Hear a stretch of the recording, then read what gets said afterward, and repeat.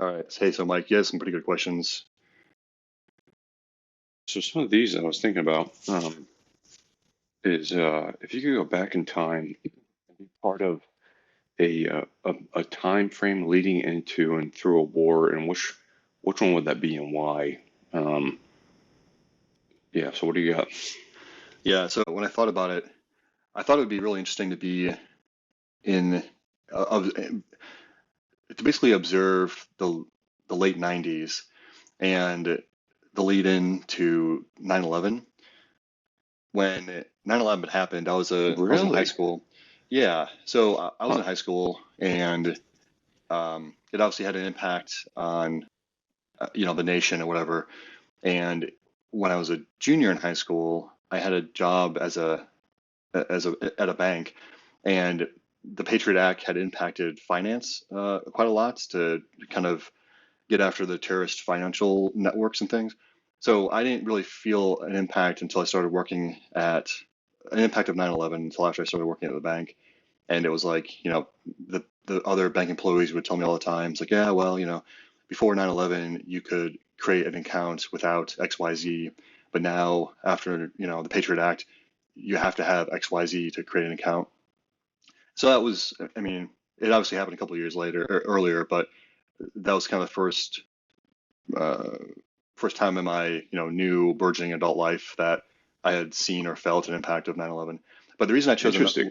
the reason I chose the late 90s though is because from an acquisition perspective, there was a lot of change in the early 90s after the fall of the Soviet Union, and Oh, the biggest change being, or the biggest event, I guess, being the 1993 Last Supper between the SecDef at the time, so SecDef Les Espin and his deputy William Perry. His deputy is important because he basically succeeded Espin after Espin left the Secretary of Defense. Um, but his again, William Perry continued these policies. And the Last Supper, it's called the Last Supper because it was a literal dinner at the Pentagon, and all of the prime defense contractors, so all the big boys, were basically brought to the table, and it's like Game of Thrones style. And then you have the SecDef saying, "All right, boys, listen up. We won the Cold War. Congratulations. Thanks for all your efforts. But we don't need all of you anymore." And in an era of declining budgets, really? yeah, yeah. So in an era of Huh. declining budgets, we're only going to have so much food at the table to feed Right.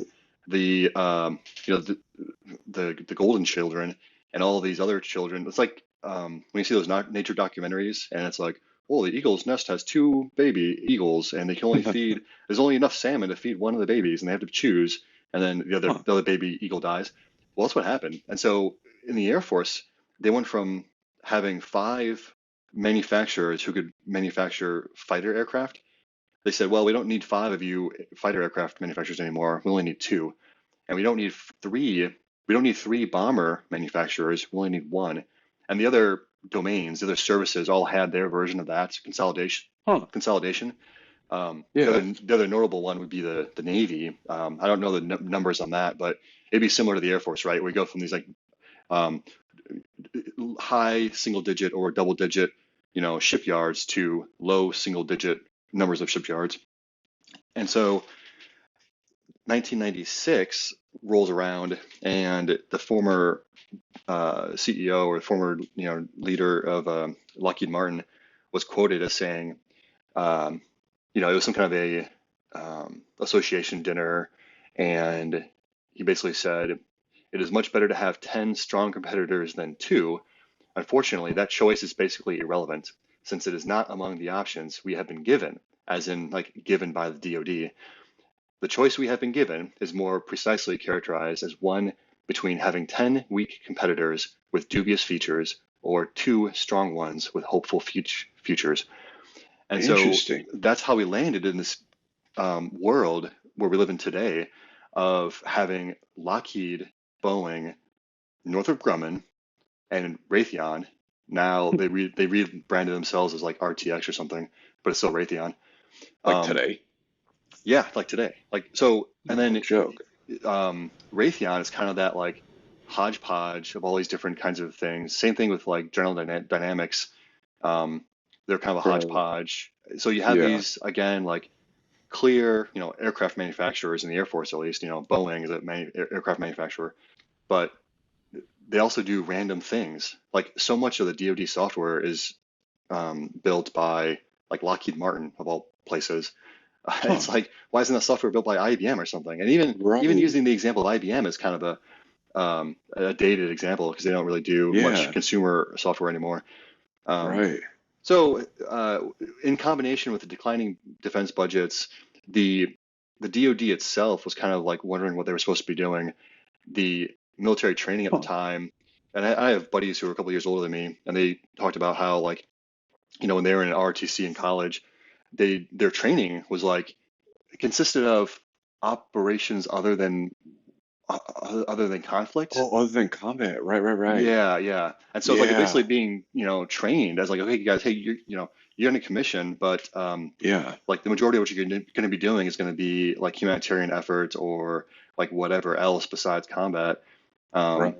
and then, like I said, so then 2001 rolls around, 9/11 happens, and I'd imagine that you could almost hear this audible sigh of relief from the defense world, where it's like, oh my goodness, thank God something happened, so that we Right. can have combat operations to go back to, because they were trying to figure out from an acquisition perspective and also from an operational perspective, like what is it that we're doing here? Like they had a real identity crisis, Hmm. and especially since the acquisition landscape changed so drastically.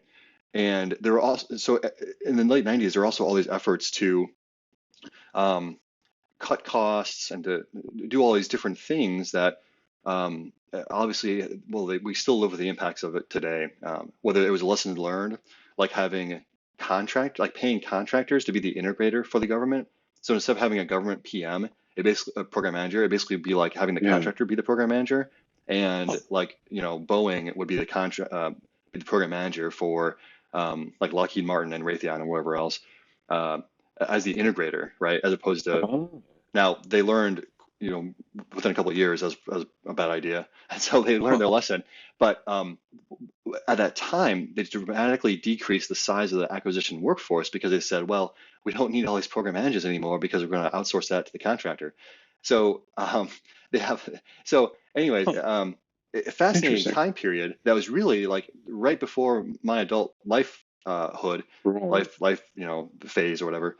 And so Yeah, it'd yeah. be interesting to go back and kind of see, knowing what I know now, you know, what it'd be really interesting to see that, through that scope. So, but Huh. um, but yeah, yeah. Like, what are your thoughts? Wow. So a couple of reasons why it's pretty interesting. Because since we were kids, right? You've been such a history nerd, right? And so like I would have thought you'd gone just sideways on me and go oldie, and like some, oh hey, the Persian, Mesopotamia, something like, hey, these guys they kept ledgers, and essentially all we do on the staff side now in the modern military is based off the Persian. These guys kept books and they kept ledgers and they kept maps and like diagrams. So it's pretty interesting to me that you picked something pretty recent, which, like I said, makes sense, especially when you elaborated on the contextuality of acquisitions and kind of DoD, and especially because your personal experience within the financial world. Because you're right, like even from my CJ background, criminal justice background, the 9/11, like I watched documentaries in my undergraduate where when 9/11 happened, and the background and context of this was like power and control in the country and kind of America on the global scale, and like bankers when 9/11 happened, they were like, oh, big daddy payday. And they're like, oh, you know what's going to happen? The price of stock is going to go through the roof. And so like these guys were happy that 9/11 happened. And they looked aside and were like desensitized to all the human loss, right? And the kind of impact and blow to the nation physically, and because they were so financially going to be well off with the increase in gold and like all this investment and spending and stuff like that. So they looked at it from a banking perspective as like a really big pro, which was crazy to me. See, as I'm doing my studies, and I'm like, what? There was people that were happy about 9/11, like red-blooded Americans that were excited because the banking, was going to become invigorated and stuff. So that's why it's also pretty. I get that from when you mentioned the banking piece. And so yeah, mine was looking more at like kind of some of the easy softballs like pre-World War II, and that's what I didn't even know until right we'd started watching that series on Netflix, which I think was like the Untold History of the United States, and leading in World War II, where like I knew through some of my unrelated but related some of my undergraduate studies was like, oh hey, like there was businesses selling their products and goods and services to Nazi Germany, and those companies are still in existence today and big named in America. And like, you don't want to think they kind of have this dark history. And it's not that they were pro Nazi Germany, but they simply had a buying customer that was buying stuff, right? And so that was interesting for me. And then it was kind of expanded upon in that docu series on Untold History of the United States leading to World War II because we're playing both sides, right? We were buds with kind of both. Like, dude, if you look back, it's open source. We had the Olympics in Nazi Germany, man, and like that wasn't, Pearl Harbor hadn't happened yet, which people think is a big catalyst for the United States getting involved. But like, there was this, Hitler took over in 33. He rose to power. He's a chancellor of Germany. 38, he invades Poland. And this is years before, right? Like conflict touches American soil. And I mean, we had Nazi rallies and stuff here in the States. Like it was like a political party, right? Um, yeah, Yeah, and you're right. And you know, it was just like any other fascist government because there were a couple of different fascist governments in Europe at the time. hmm. But yeah, the Olympics were in 1936, and then Yeah, 1939 is when they invaded Poland. Like September of 39, right, is when they invaded Poland. yeah, So yeah, it'd be like having, well, and even today, we had the Olympics in Russia, however, the Winter Olympics, like however many years ago, or right. however many years before they invaded Crimea in Yeah, 2014.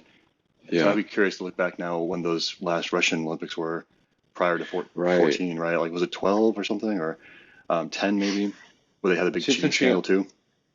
Yeah, I didn't think that cheating. See, and this just shows how much I've tracked the Olympics. The Olympics I remember recently was we had them in Beijing in like, I feel like I was in college, but maybe it was after college.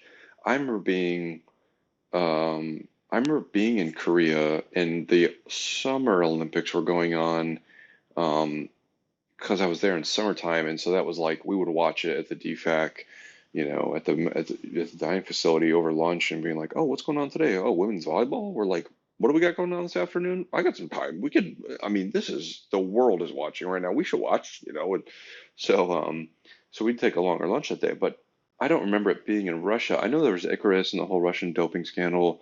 I didn't think they were in Russia, but you're probably right now I think about it. But yeah, like that's, I mean, and like, back to World War II and Nazi Germany, I mean, it was full Nazi regalia. And like, you're running sprints around a track in your Pumas that are, I think was a German company.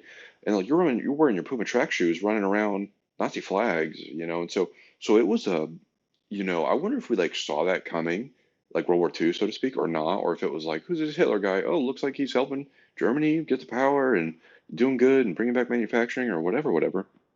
Then all of a sudden, you're like, oh, this guy wants not the land, but like all the land. And so, yeah, I think that'd be an interesting time to see both from like what was American life like, like in the late 30s, and like what was it? Were the guys talking around the water cooler like, you hear that guy in Germany? That's crazy, right? Or like, oh, hey, is that good? Like, did they even know who he was until he started concentrating up all these people together?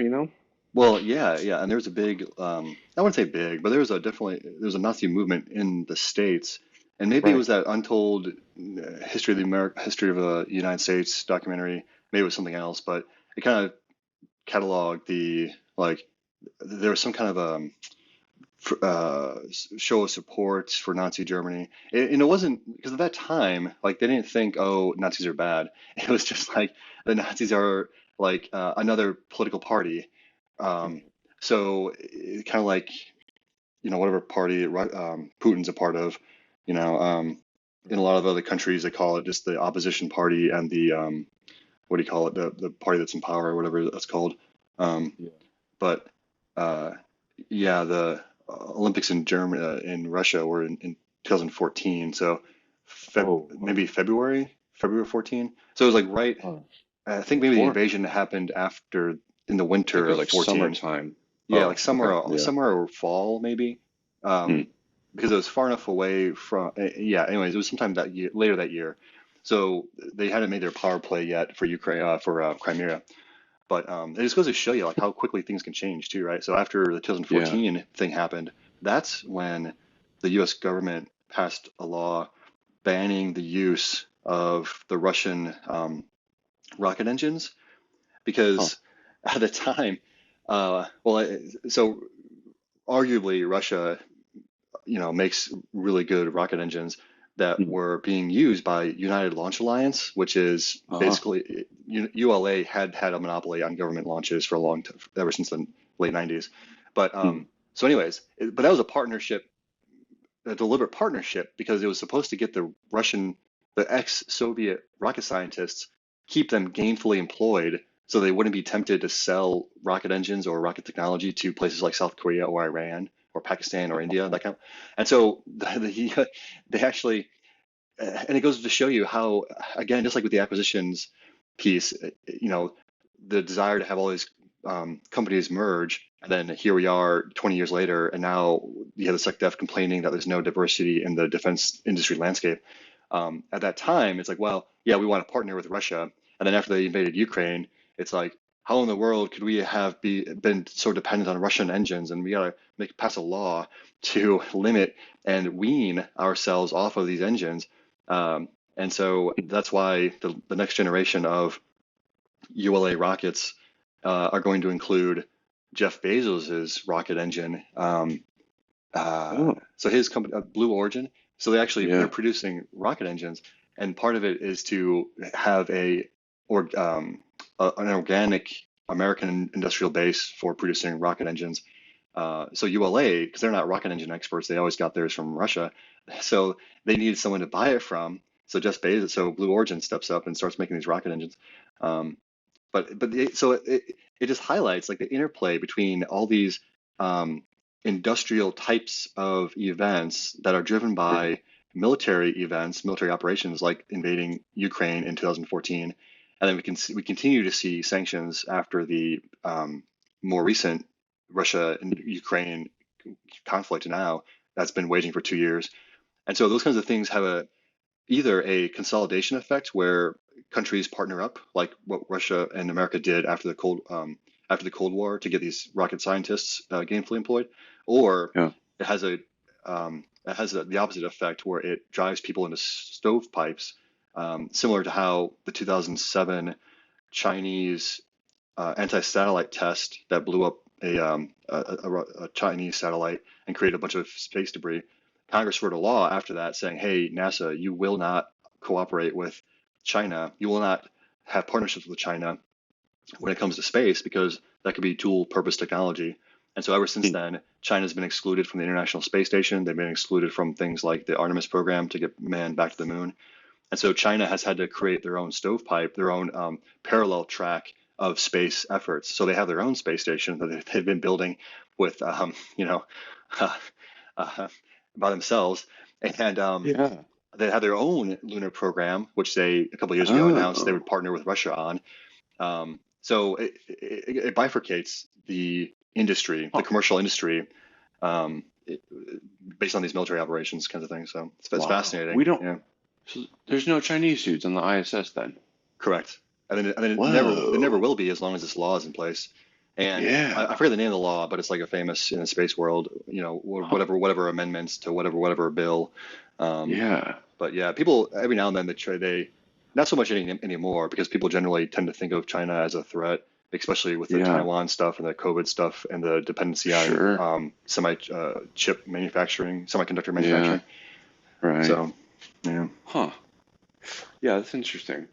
But yeah, yeah, World War II is interesting. I mean, there's some other obvious ones that are like, and what's crazy, and and then we'll move to the next question. But what's crazy to me too is like there's some of this military history that is like just so seems so far old now, but it is American history, meaning it's pretty recent relative to humans and governance, and we're like you know um, pre World War I and like the Banana Wars, right, and like all this Southeastern Asia developments and campaigns where you're like, what do we have all these like at a unit like Army? Like, what do we have all these Philippine battle streamers for? Like from World War II and like Philippine campaign where they're like, no, bro, this is like pre-World War One, man. You're like, yo, what the fuck? And so it just kind of shows you how sort of not short-sighted or like, but like yet we still want to hold this regalia and this historical lineage and battle streamers.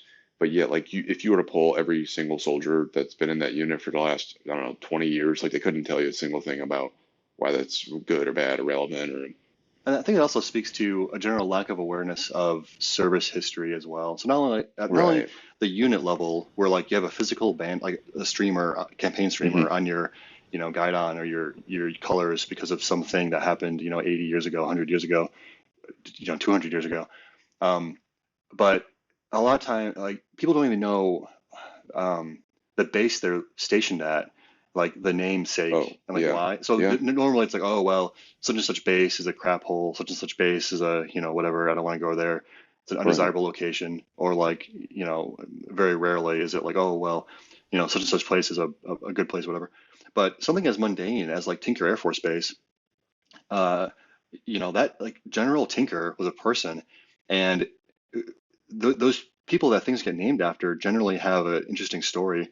And Yeah. so General Tinker was what was called a third lieutenant in the Army Air Corps. Get out. No, dude. So I I always remember, joke about that rank being like a punishment. Like if you mess it up as a second lieutenant, they're like, brother, you gotta yeah, be careful. They'll make you a third lieutenant. Like, yeah, dude. And I always remember our great uncle who had in World War II yeah, trained to be a pilot, but then the war ended. And he's like, well, I right. guess, the government doesn't need a military anymore. So he got out. He didn't have Yeah. to finish the training. But Oh. he always told me that story of like, well, Huh. third lieutenants are they're officers, but not gentlemen. They're not gentlemanly enough to be second lieutenants, which is where you Yeah. normally start. But Huh. this General Tinker, the base's namesake, was a Yeah. third lieutenant. Yeah. And Interesting. 100 airmen, and I guarantee you that none of them even know that third lieutenant is a legitimate rank or was a Right. legitimate rank. And then the reason it's important is because I think he was even prior enlisted. But that goes to show you that, and all the service academies are chock full of these stories where you have the lowest ranked or lowest ranked class wise member of the graduating class, and they go on to do great things, or they go on to do like these heroic acts of valor, but they Yeah. were the last of the class, right? Like voted least likely to succeed, kind of a deal. Mhm. So by all other official metrics, this guy should have been fired from discharged from the military long ago. And Admiral Nimitz is Yeah. a good example of this. The dude was a five-star admiral. But when Right. he was when he was a young officer, under I forget if he was an ensign or if he was an O1 or if he was an O3 when this happened. Mm. But he was basically the first ship. I don't know if he was the skipper or the captain for this ship, but it wasn't when he was an O6. It was earlier. Mm. He Mm. um he ran the ship ashore. He Yeah. ran the ship ashore. By Right. by any other stretch of the imagination, a Navy officer who strikes land should be considered for automatic discharge, right? But the Right. dude somehow recovers from that. And one of the like bios that I saw online for this dude a while back, maybe it was like a Navy site, and it said, Mm.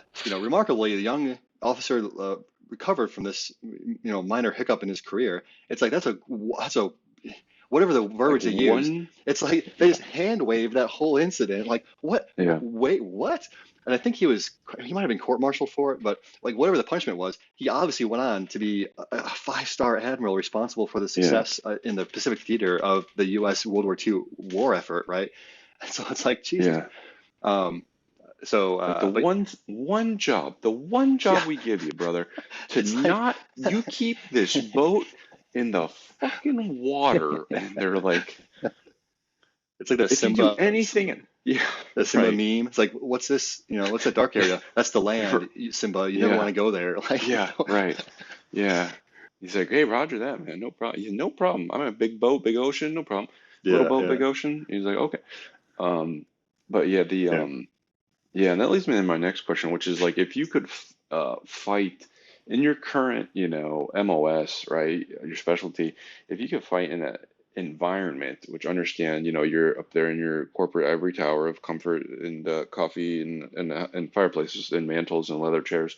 But if you could fight in an environment, is it sort of a genre like it was jungle, Arctic, what would it be and why? Yeah. So uh, I consider this question, from the acquisition perspective, not so much on like on the battlefield, like the Arctic or the jungle or something like that, because our when we're at war or when we're at peace, it's you're still doing the same job in acquisitions where you're trying to buy the best equipment for the warfighter to go out and do warfighting. So I consider this question in terms of kind of the operational space that acquisition folks find themselves in, and part of that operational space is where are your decision makers or where do your leaders sit? Like where do your decision makers sit? And so in an Mm, environment where those people mm, are co-located is more desirable than when they're mm, dispersed. And in the services, we find ourselves in a situation where, you could be at the O6 level, which, arguably is the lowest level of acquisition authority, the program manager, mm, where they mm, sit. Um, the program manager can be in a different location than the next guy up, than the next guy up. So you find yourself in a situation where um, you have a colonel, a 1 star, a 2 star, a 3 star, a 4 star, another 4 star, secretaries of the service, undersecretaries of the service, and then Congress, and then the executive branch, Office of Management and Budget, and uh, the Office of the Secretary of Defense, the OSD staff. Like all of these people are stakeholders in the acquisition process, but they are all in different locations. On the DoD side, now OMB, Office of Management and Budget, they sit in DC. Congress obviously sits in DC. Some of the 4 stars and secretaries sit in DC.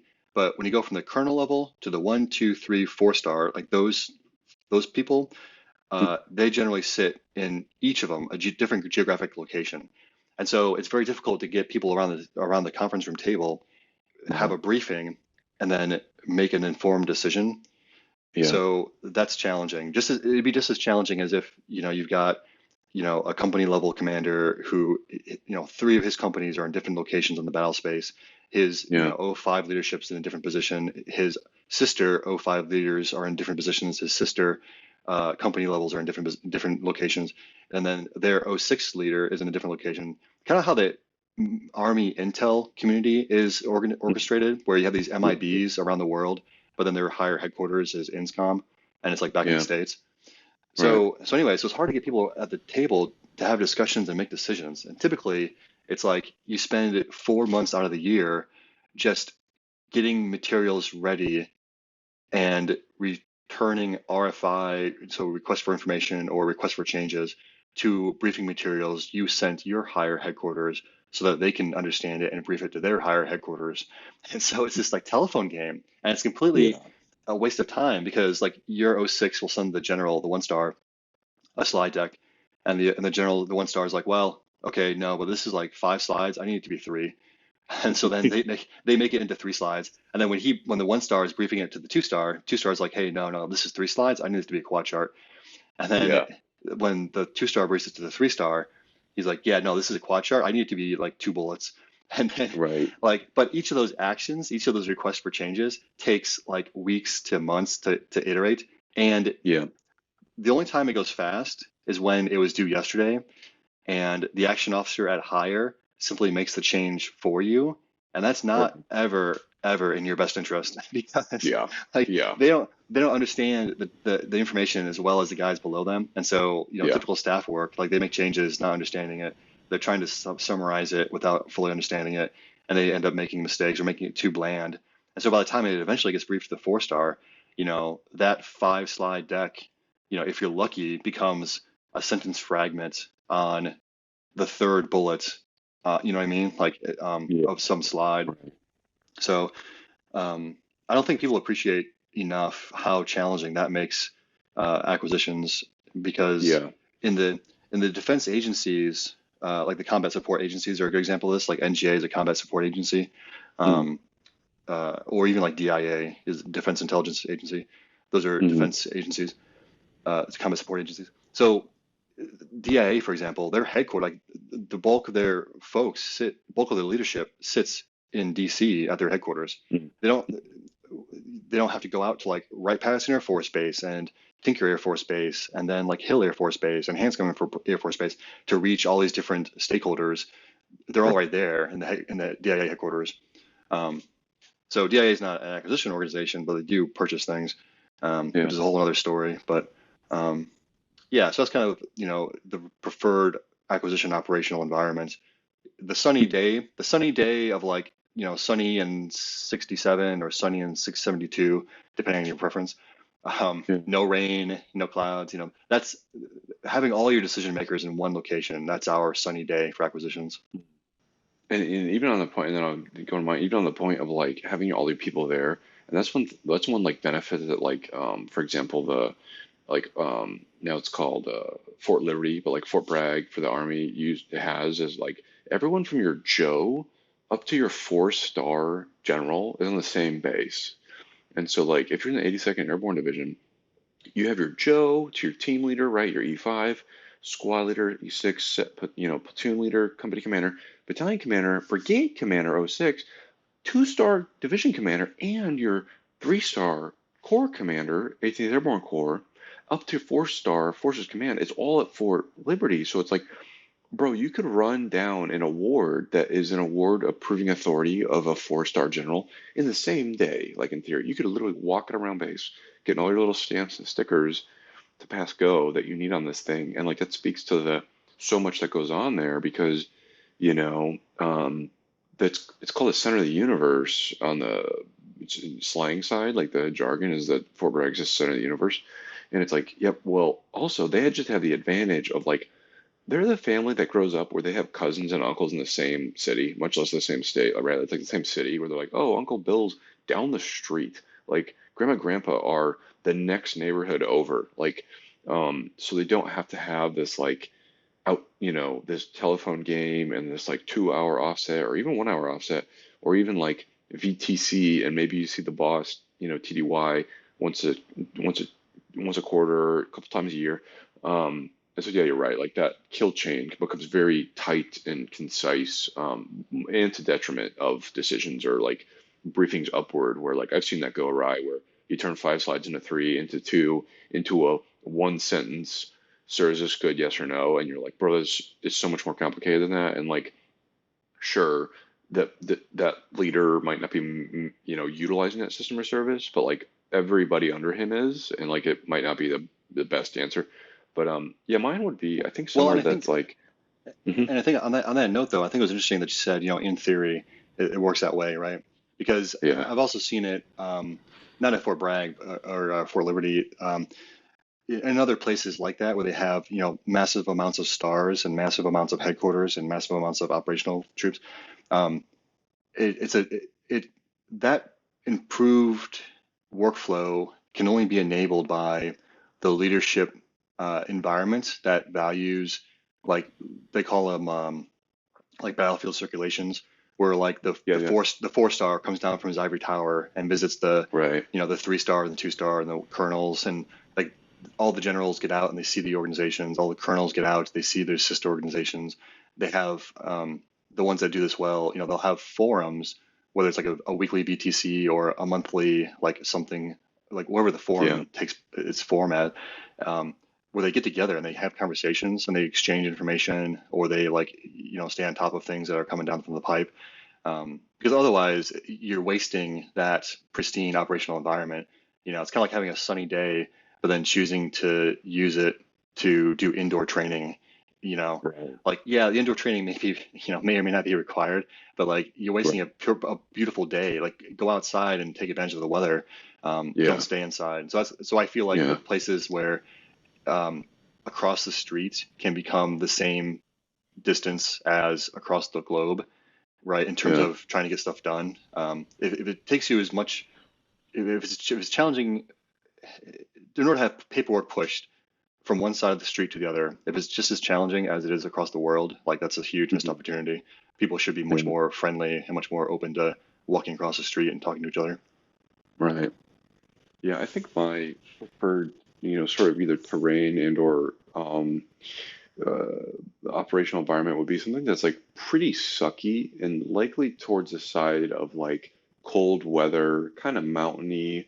So you'd think of like Chosen Reservoir, Korea War time frame, or seasonal, because like there's people talk about the fog of war a lot, right? A bunch of these unknowns, like can make the best decision with the information as it is current to best of your abilities, but like there's kind of a saving grace in like everything slowing down from environmental factors and like both terrain and weather, where like when it's cold out, it's cold for you and the enemy, what I'm saying, for both of you. And so like everything's slowed down, your physical body's slowed down, right? You're like kind of in this survival mode, where like you're not running around a lot, you're not zipping de doo dah, like it's sucky, man. Like you're cold and you're sitting there thinking about how cold you are instead of sitting there thinking about the dilemmas to help bring to the enemy, or like dilemmas you have that need to be solved.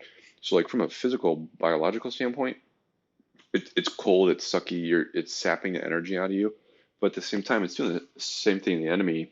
And what's interesting about that too is like everything slows down. So like both, support slows down, right? Like your meals run slower, all your beans and bullets run slower to get to you. All of those guys are running slower.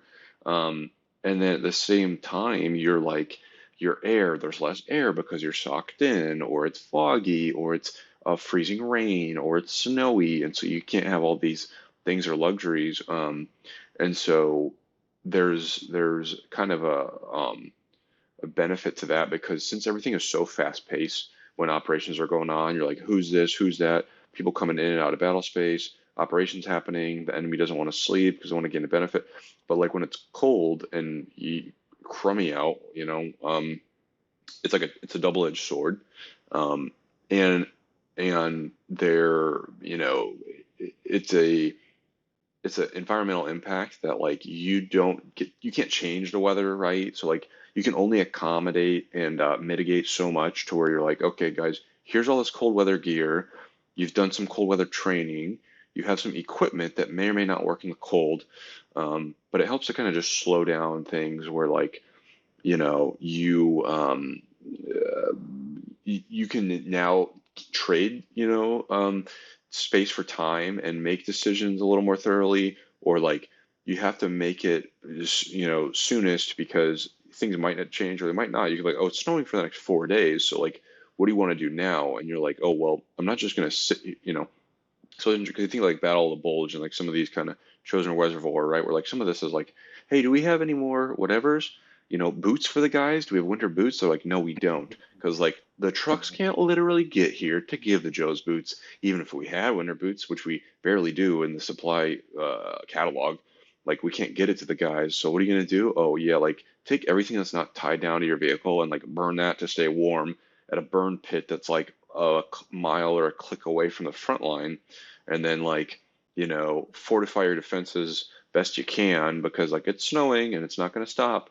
And so it kind of helps, it drains you mentally and kind of psychologically, but like it helps provide sort of a, you're trading, you're gaining time in order to make decisions. But even that, like ISR things, and you're like, bro, if it's snowy, like satellites aren't cutting through the snow and through the thing. And PS, now the whole map looks different because it's white instead of green or brown, and like, you got to compensate and account for that. So yeah, I think it's cold, which is, that the Joes would be mad, right? As I'm saying this, all the Joes would be protesting in the fucking streets, and they're like French Revolution on me, like, sir, Yeah, yeah. I want to fight. I want to fight in the fucking goddamn California coast where it's fucking peaceful, and or they'd be like, what about Hawaii? And like, bro, also you don't want to fuck around at like the islands, Oh any of yeah. these fucking, fuck that, dude. Fucking sand everywhere, dude. Shit's wet all the time. You can't get dry. Yeah. You got trench foot up and down your body. Um, everywhere that you thought was safe is not, because the goddamn nothing's can get dry, so your groin's saturated and just sloppy, and like you got dudes going to sick call just because they can't get dry and clean enough because all these parasites are just growing on them or whatever. But like that's the last place I want to fight. And that's my other end of the spectrum. Like, the last place I want to fight, dude, is like the jungle. Like, bro, Vietnam? Like, are you dude? You couldn't almost pick the worst battlefield unless it also happens to snow fucking fire, which it kind of did thanks to Dow Chemical. And Yeah. like, bro, Yeah. it's like, dude, fuck that. Like, you can't get dry. There's no AC, bro. Like, you're not fighting in air conditioning. Like, Yeah. and that's the whole like thing is like you can take clothes off, or you can add clothes on to get warm, but like, bro, you can't take clothes off in combat. Like, Yeah. you see some of these clips of fighting in Afghanistan in the mountains in the middle of summer, and these dudes are in boot and boxers and a helmet, and that's just because they're sticking their head above the rock to try and get a target acquisition. So yeah, I don't know. I think somewhere sort of crummy. Yeah, I think the first Gulf War is a great example of that high pace, high tempo, polar opposite of what you just mentioned with the cold weather, where cold weather slows everything down and it allows you more time and space because the enemy is also challenged. The Hmm. first Gulf War, they were overrunning the maps they had because they were progressing Yeah. so much faster than they thought they would. They were like Right. literally running the units off the map. They were Yeah. moving so fast. And those examples you use of the cold weather are great ones. Every year in Korea at Osan Air Base, they have a memorial for.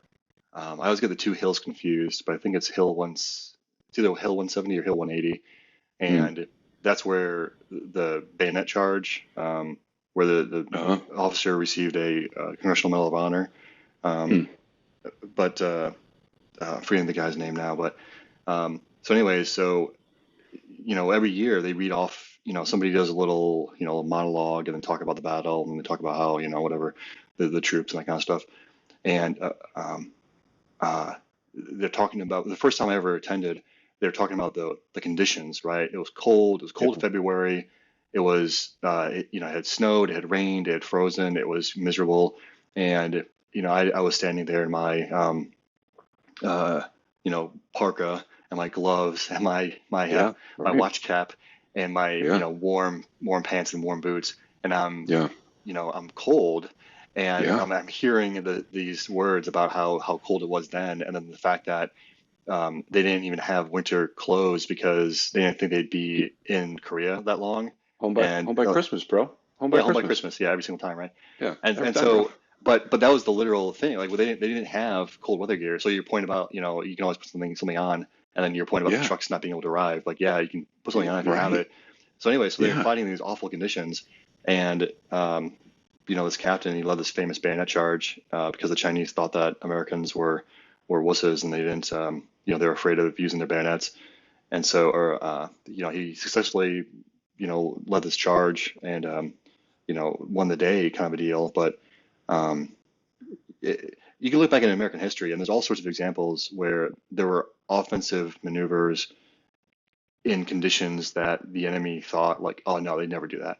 Like I think Hmm. Washington's crossing of the Delaware is probably the first one in our Yeah. history where it's like, Right. dude, like I love that meme where it's like George Washington crossing the Delaware painting, and it's like um, we'll cross a river, we'll cross a frozen river the day before Christmas to kill you in your sleep. Like that's the meme's caption or whatever. Um, Direct quote. yeah, exactly. But I think it speaks to the American ingenuity, American Right. um, mindset of like, Jacob talks about it like, oh, cold water, awesome, Yep. I don't, Perfect. good, Yep. perfect, yeah, Yeah. Yep. but the kind of mentality of like, hey, here are the conditions. Like, okay, good, Right. because it sucks for the enemy Yeah. too, but we're tougher. Yeah. We've got Right. more mental Yeah. resiliency. We've got more mental this, more mental that. Like, we're going to come out Yeah. on top because we're not going to sit here Hmm. in a foxhole and let the enemy, dictate what's next. We're going to tell the enemy what's Right. next, and we're going to get after it. Yeah. Um, Right. but yeah, the conditions where like the jungle and stuff, like you don't want to be fighting in paradise because paradise turns into a nightmare very quickly. Like you said, the Yeah. water stuff. Um, Yeah. so And that's like a s- sort of easy to replicate training environment too, where like, bro, all it takes is like check the 14-day forecast from the SWO that he shows up one day a week to tell you what the weather is that you can get off your commercial app. And then you go like, hey man, when's the worst time to train this week? And they're like, oh, I don't know, Thursday's supposed to be rainy and 37.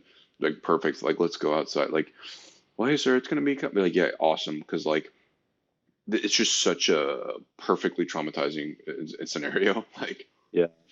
Well, then it also goes back to, in Korea, they have, they train a lot in mop gear and stuff. Mop gear, Mm-hmm. what are the acronyms? Yeah, MOPP, protective or yeah, something.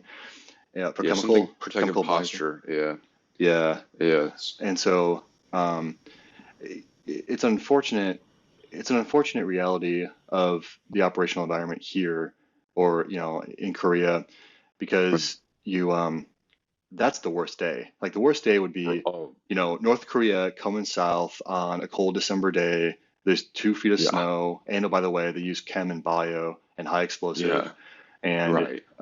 it's just there's all sorts of things that can go sideways, Yeah. and It's so like you're at home and someone's like, "Hey, your toilet backed up." You're like, "Okay." They're like, "Into your refrigerator in your yeah, fucking yeah, bed," and you're like, yeah. "What?" Like, yeah, Well, and that's kind of, it leads. I mean, it's just there are so many complications today. We take yeah, for granted the relative peace and stability during the Cold War and yeah, during present day right, because, yeah, at least, I mean, during World War One, right? Speaking of acquisitions again, yeah, both sides had chemical weapons and both sides used that chemical weapons mm, on the battlefield. yeah, And Hitler, he had a massive stockpile of chemical weapons, but he didn't dare use them on the ah, battlefield because he didn't want the Allies to use them on him. And so yeah, it was really the first instance of strategic, gentleman's agreement. well, deterrence. I was gonna say strategic deterrence because Sure. it's basically that gentleman's agreement, right? Where it's like, hey, I've got these weapons, you've got these weapons, we both know that we have them, but if you don't use them, then I won't use them, kind of a deal. So just like with nuclear Yeah, weapons, it's like Anchorman's agreement of like no yeah, touching of the hair yeah, or talking about each other's mother. Yeah, yeah, yeah. Uh, and so you can just imagine how much less effective D-Day would have been if they had just shelled that entire beach with chem weapons, right? How horrific that would have been. There wouldn't have been any oh, yeah, survivors. They would have died yeah, on the shores, every single one of them. yeah, right, But there were. I'm sure there were other reasons why they didn't use chemical weapons that day. yeah. Maybe weather had a play in it or whatever. But The guy lost the key for the key box yeah, again. It yeah, was a whole yeah, deal, dude. exactly. They couldn't find the bolt cutter to cut the lock off Yeah, for the 15th right. time. Um, Yeah. but then as we progress into the atomic age and the nuclear age, the this Secretary, what's his name? Gosh, McCarthy. McNamara, McNamara, Rumsfeld. thank you. Geez, yeah. Yeah. His famous transformation of like, hey, we gotta have as many nukes as we can because we're gonna use them, Oh, into like, yeah, no, the only reason you'd ever have a nuke is to deter the other guy from using his nukes because yeah. there's no defense. And so it's kind of the same deal with chemical weapons. Where even though the Soviet Union kind of proliferated chemical weapons, or at a minimum, the Middle East proliferated chemical weapon stockpiles because they saw that as a deterrent. Um, uh, it is horrific, Yeah. but it just adds to the like, conditions of the battle space environment where it's like, hey, yeah, Yeah. weather is one of those things, but I mean, you have to plan for the worst case, so you have to bring your mop gear. And that's what Yep. that multiple part miniseries about the second Iraq war. Not those Band of Brothers esque. Oh, Generation Kill. It was Generation Kill. So they had a Yeah. famous like throwaway line in there where they're like, "Okay, boys, here's your chemical gear," and it's like the forest green, and they're like, "Who the fuck packed this? Like, why the fuck? Yeah. They don't know where the fuck we are." And it's Yeah. like yeah, Yeah. like, um, Yeah. and so they're walking around the desert in this green fucking mop gear until they, Right. realize they can probably pack it away and they're not going to use chemical gear or whatever. Yeah. So Yeah. That is like, it's like, I mean, yeah, it's like having spent more time than I wanted to in that because the other reality about chem warfare is that like people just it's kind of like assuming that you're it's like assuming the crime rate in a city, right? Where like crime's actually lower than you think it is. Get, anywhere in the states, like wherever you think it, whatever you think the crime rate's in that neighborhood, it's actually lower. And that's like the reality of the chem threat is like the fighting in chem is actually not as bad as you want to think it is. It's just a scare of how bad it can be. And so you're like, sure, yeah, worst case scenario is that there's this chemical they release and it you ingest it and it burns your lungs from the inside out or whatever. But like a lot of it is a matter of just understanding the threat. It's where like, is it persistent or non-persistent agent? And like if it's persistent, that means you have to conduct decontamination process operations. If it's a non-persistent chem, that means that it does not stay there, and that the wind and the weather and the rain and the regular it'll dissipate, and it has an expiration date on it.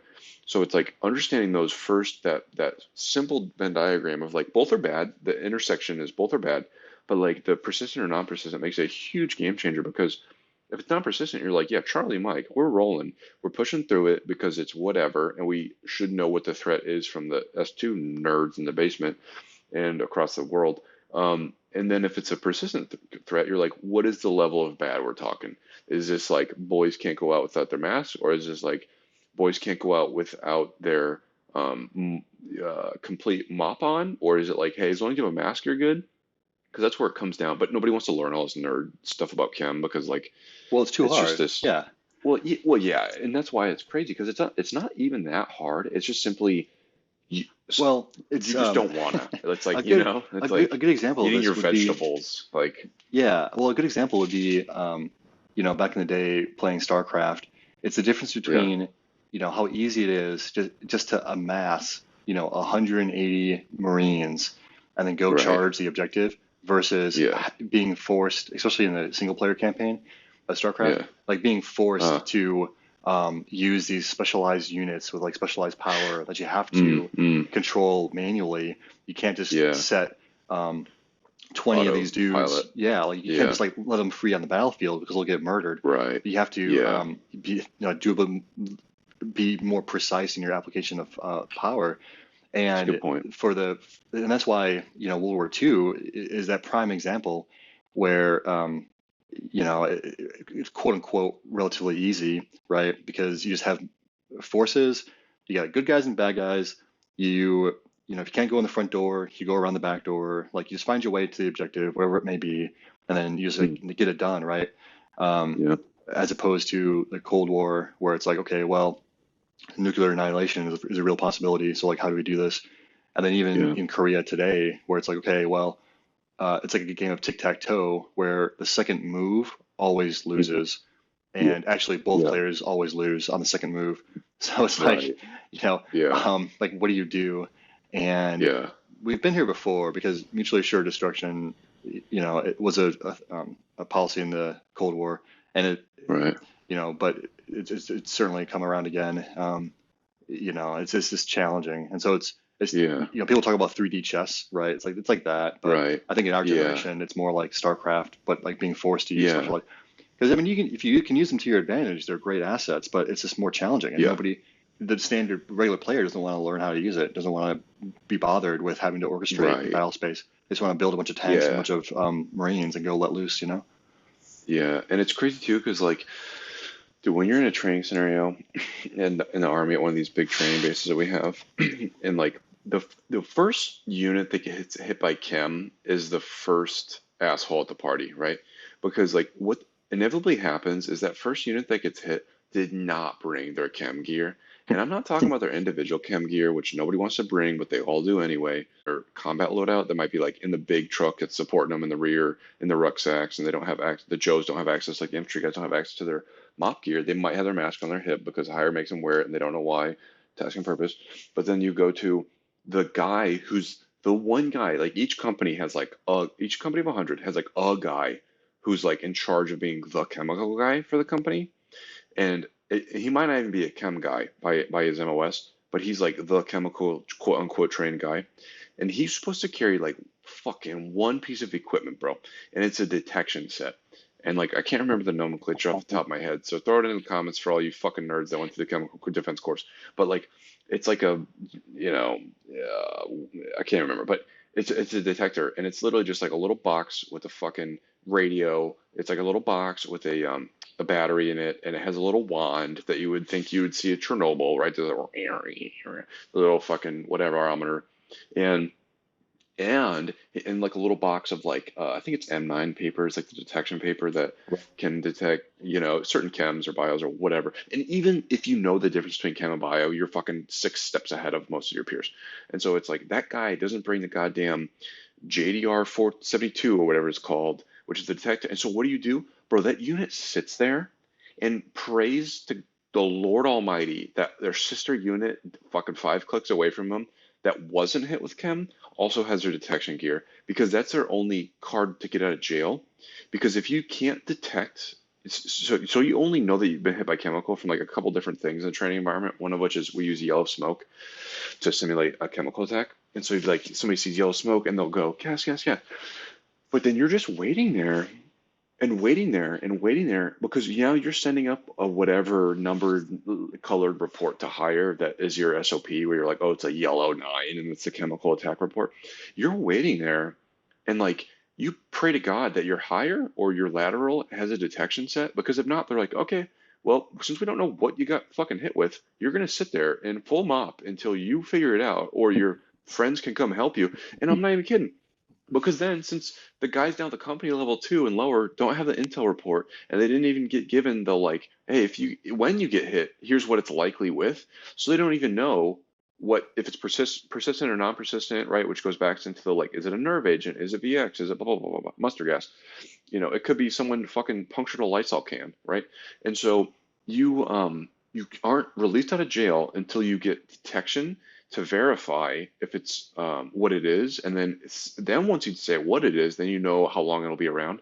So these poor saps will just sit there for like, bro, I'm talking 8 hours. Like I'm not talking like a couple minutes or like an hour. I'm talking like 8 asshole hours, a third of the day, and you're like, and that's if you just assume the risk away, right? You're just like, hey, let's Yeah. send Schmitty out, and then we got to go and get this next objective, and so that's why it's like this big boogeyman in the room, which is hilarious to watch unfold because it's the same every rotation, bro.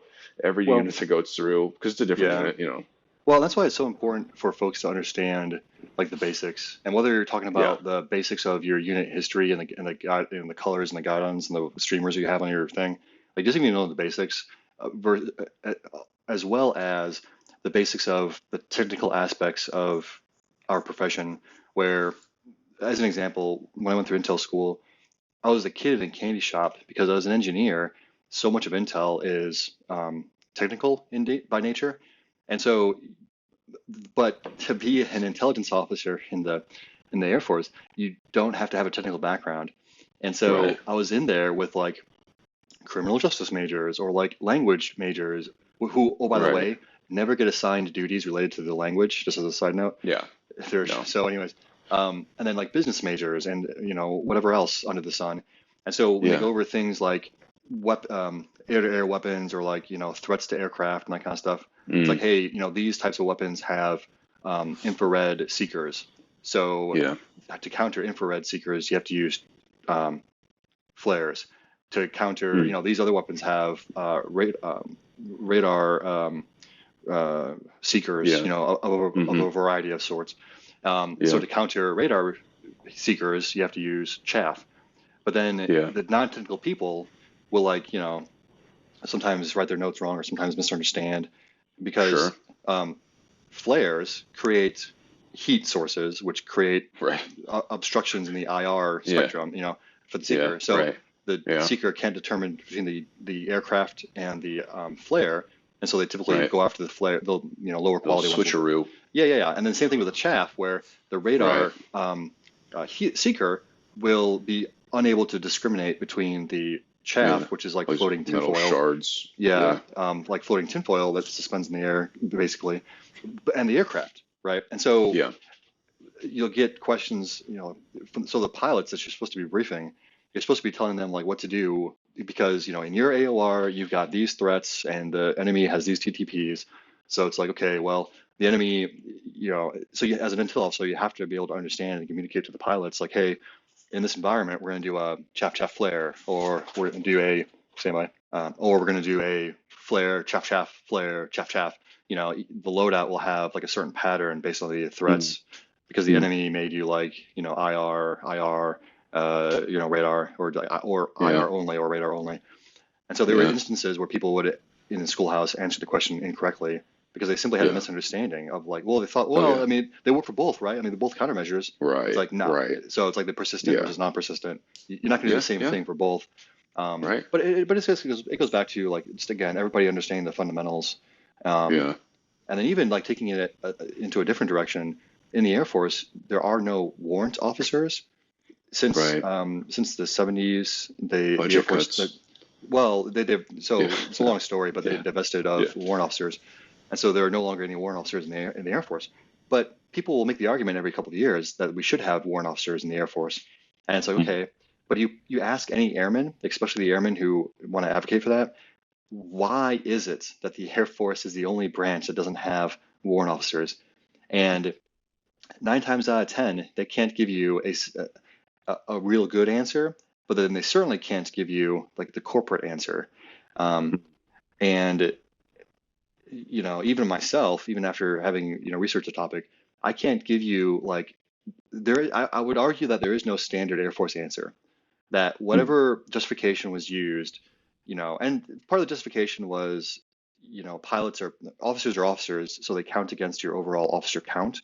So Mhm. the Air Force would rather have like flying officers than warrant Sure. officers. But then Yeah. that's even arguable because the Army has flying warrant officers. So like, what's your point? Right. What? Yeah. So anyway, but Interesting. nobody in the Air Force, even though they may be a strong advocate for having warrant officers back into the Air Force, they can't tell you why we don't have them in the first place. And so it goes Yeah. back to like you need if you're there's a story about this new farmer. He buys a new farm and there's a fence cutting his property in half, and he scratches his head. And he's like, well, like what the hell is this fence doing here? Because I can maximize my land if I take this fence down. So he takes the fence down, but then like the wolves come and eat his cattle or whatever. Like you don't know if that fence is keeping the something out or keeping something in. So you have to understand, you have to understand the why that's there in the first place.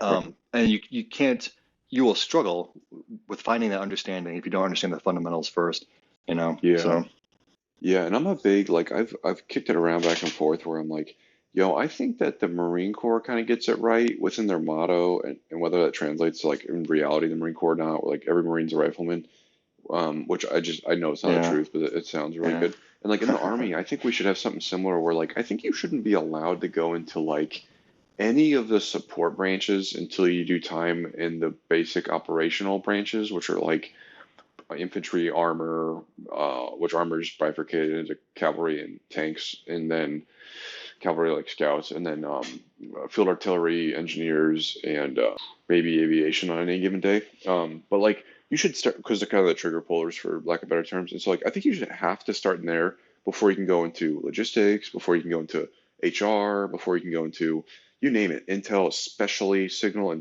especially because like you just don't have the background contextual understanding of the way the army kind of goes, and I think both the officer enlisted on both sides, because like some of that too, you don't understand the sense of urgency when like even something as simple as HR, where like you're sitting there as some HR clerk and like you're just kicking this guy's form back and forth with him because it's not filled out the blickety blockety in the way it's supposed to on the hit to habit workflow that the big Sarge gave you, and he's not going to hand it off to the O until the. I'm like, bro, this guy you don't know, but like he's not at the range right now shooting to practice to kill the enemy because he has to do this stupid form to get his fixed that he never messed up in the first place. That the army unwittingly and non-purposely messed up in the first place because he simply something changed in his life or career and now he has to do this pay form and you're giving him all this grief and you're making him refill it out and and you just don't get that you're pulling him away from his actual duty to like get this thing cleaned up. But then on the like more operational side, like an Intel guy being like, "Oh, hey, here's what I think because like this is what I learned at my school."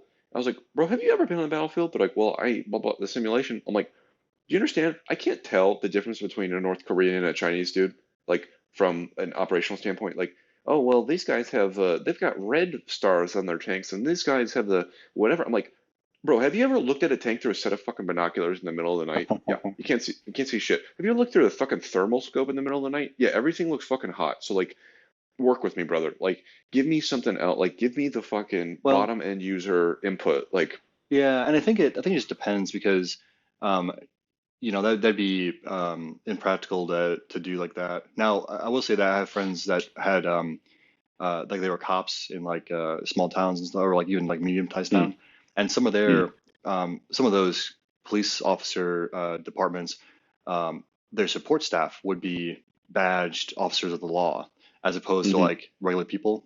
Um, Mm. but those departments are like, at most uh, less than 100 people, or like maybe low Yeah. hundreds.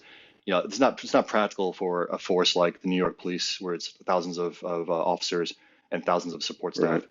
But one example though is that when Kennedy, when he was visiting, I think it was either like Kennedy, well, it wasn't called Kennedy Space Center at the time, but when he was visiting like Cape Canaveral, or like the place in Houston, or somewhere else, the famous story is that, there's some janitor, and he was like chit-chatting with the janitor, and it's like, oh, hey, so, what do you do here?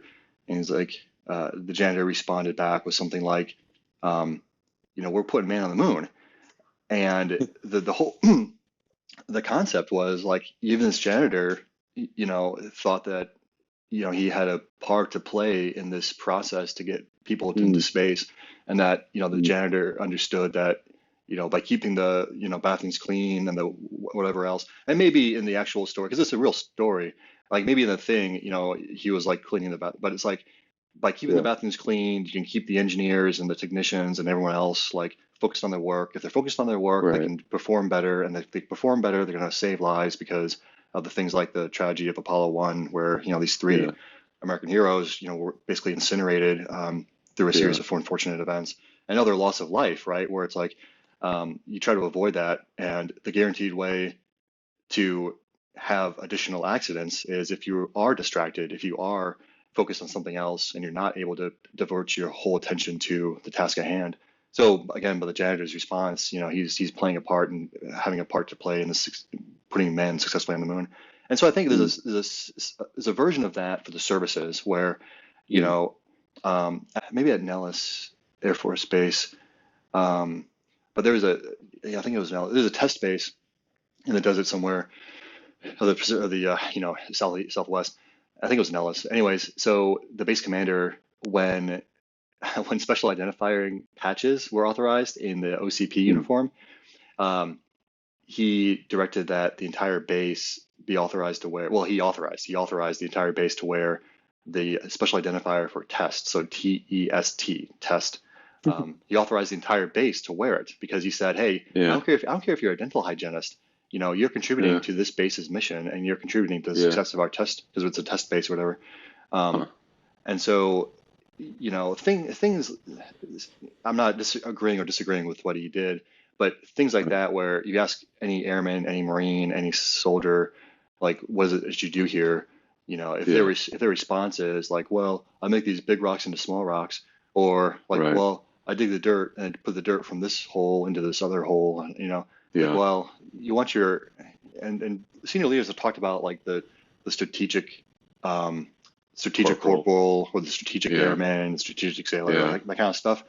And Right. that's a nice like window dressing way, or like, senior leaders speak of Yeah. that kind of a concept. But Yeah. um, there's some version of that needs to occur, because again, if you don't understand what your part is in this whole machine, it's very easy to get Yeah. lost and very easy to lose Right. focus on what you should be doing. And then you end up with paper Yeah. pushers who turn back for the Yeah. 15th time some poor soldier's Right. finance package. Yeah. And now he's Yeah. under financial stress. He can't focus Yeah. properly. He's got stress at Yeah. home now, because his wife is giving him grief about the TDY that he's not getting paid for, and the thousands of dollars that Yeah. he's, in the hole, because now they Right. can't afford their kids' after school activities or their uniforms or Yeah. whatever.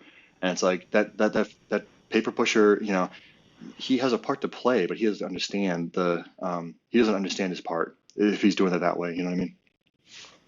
Right. Yeah. And it's like, and it also, it's like, it's all about like, one, hey, everyone's on the team, like whole team here, whole team approach, Mike's pro, whole team. But two, it's like you, bro, I've realized so much in the last 5 years or so that like everything is all about the getting speaking the language right to the right speaking the right language to the right audience, right? And like, Yeah. and that might be you briefing up to the commander who's got to make the decision. That might be you talking laterally to your sister units, because like being an engineer, right? We support infantry a lot in our armor and artillery. And like, bro, if you show up to the dance like with the wrong ass theme fucking outfit, right? Like, you're gonna get laughed off the dance floor, bro. No one's gonna dance with you. Like, if you Yeah. roll up to the fucking high school prom and this shit said 70s disco and you're sitting there in like fucking sports fair paraphernalia and they're like, who the fuck is this asshole? And you're like, I'm here to party, dude. And you're like, the fuck you are, man. Not this dance, dude. And that's the bro. It's like because it's like, and you show up there, bro. And there's so many bad news bears stories of like, hey, you show up to support some infantry unit, and they're like, cool. You're like, hey, we're the engineers. We're here to support you. And you're like, all right, you know, cool. We're going over here. It's gonna be like 3 days. And they're like, oh, 3 days. Like we didn't bring food and water for 3 days. Do you have that for us? They're like, no, bitch. You were supposed to fucking bring it. Like, well, no one told us that. You're like, fuck. So, and then you're like, okay, you don't have food and water. Cool. Well, now we will all fucking ration our food to help support your ass. And I'm like, all right, well, it's gonna be overnight. Like, we're digging in overnight. And they're like, oh, we don't have NVGs. We don't have night vision goggles. You're like, fuck. Who the fuck? Hey, we don't. Hey, go ahead and pull security over here, man. Like, they're like, we don't need you, dude. You're an ass. You're a liability. Yeah. And it's Well, like, bro, if you can't speak their language and look like them and talk like them, they're not gonna want you, and you're a liability, and like you're also not gonna gain that 11-second fucking best case scenario sales pitch, elevator pitch you get to give them, like what you can do and bring to the fight and blah blah blah blah blah. If you don't speak to them like them, you're like, oh well, this thing, the saturation, boy, I think I told you once, like we had a warrant officer that bless his soul, but he talked about um so soil composition and saturation levels. I was like, to don't even say that to me, Chief. And I know what you're talking about. I don't like to admit that I'm a nerd. I was like, Chief, don't. He's like, well, what? And you're right. He's one of these brain dudes, and he's one of our our mapping guys, like our geospatial guys.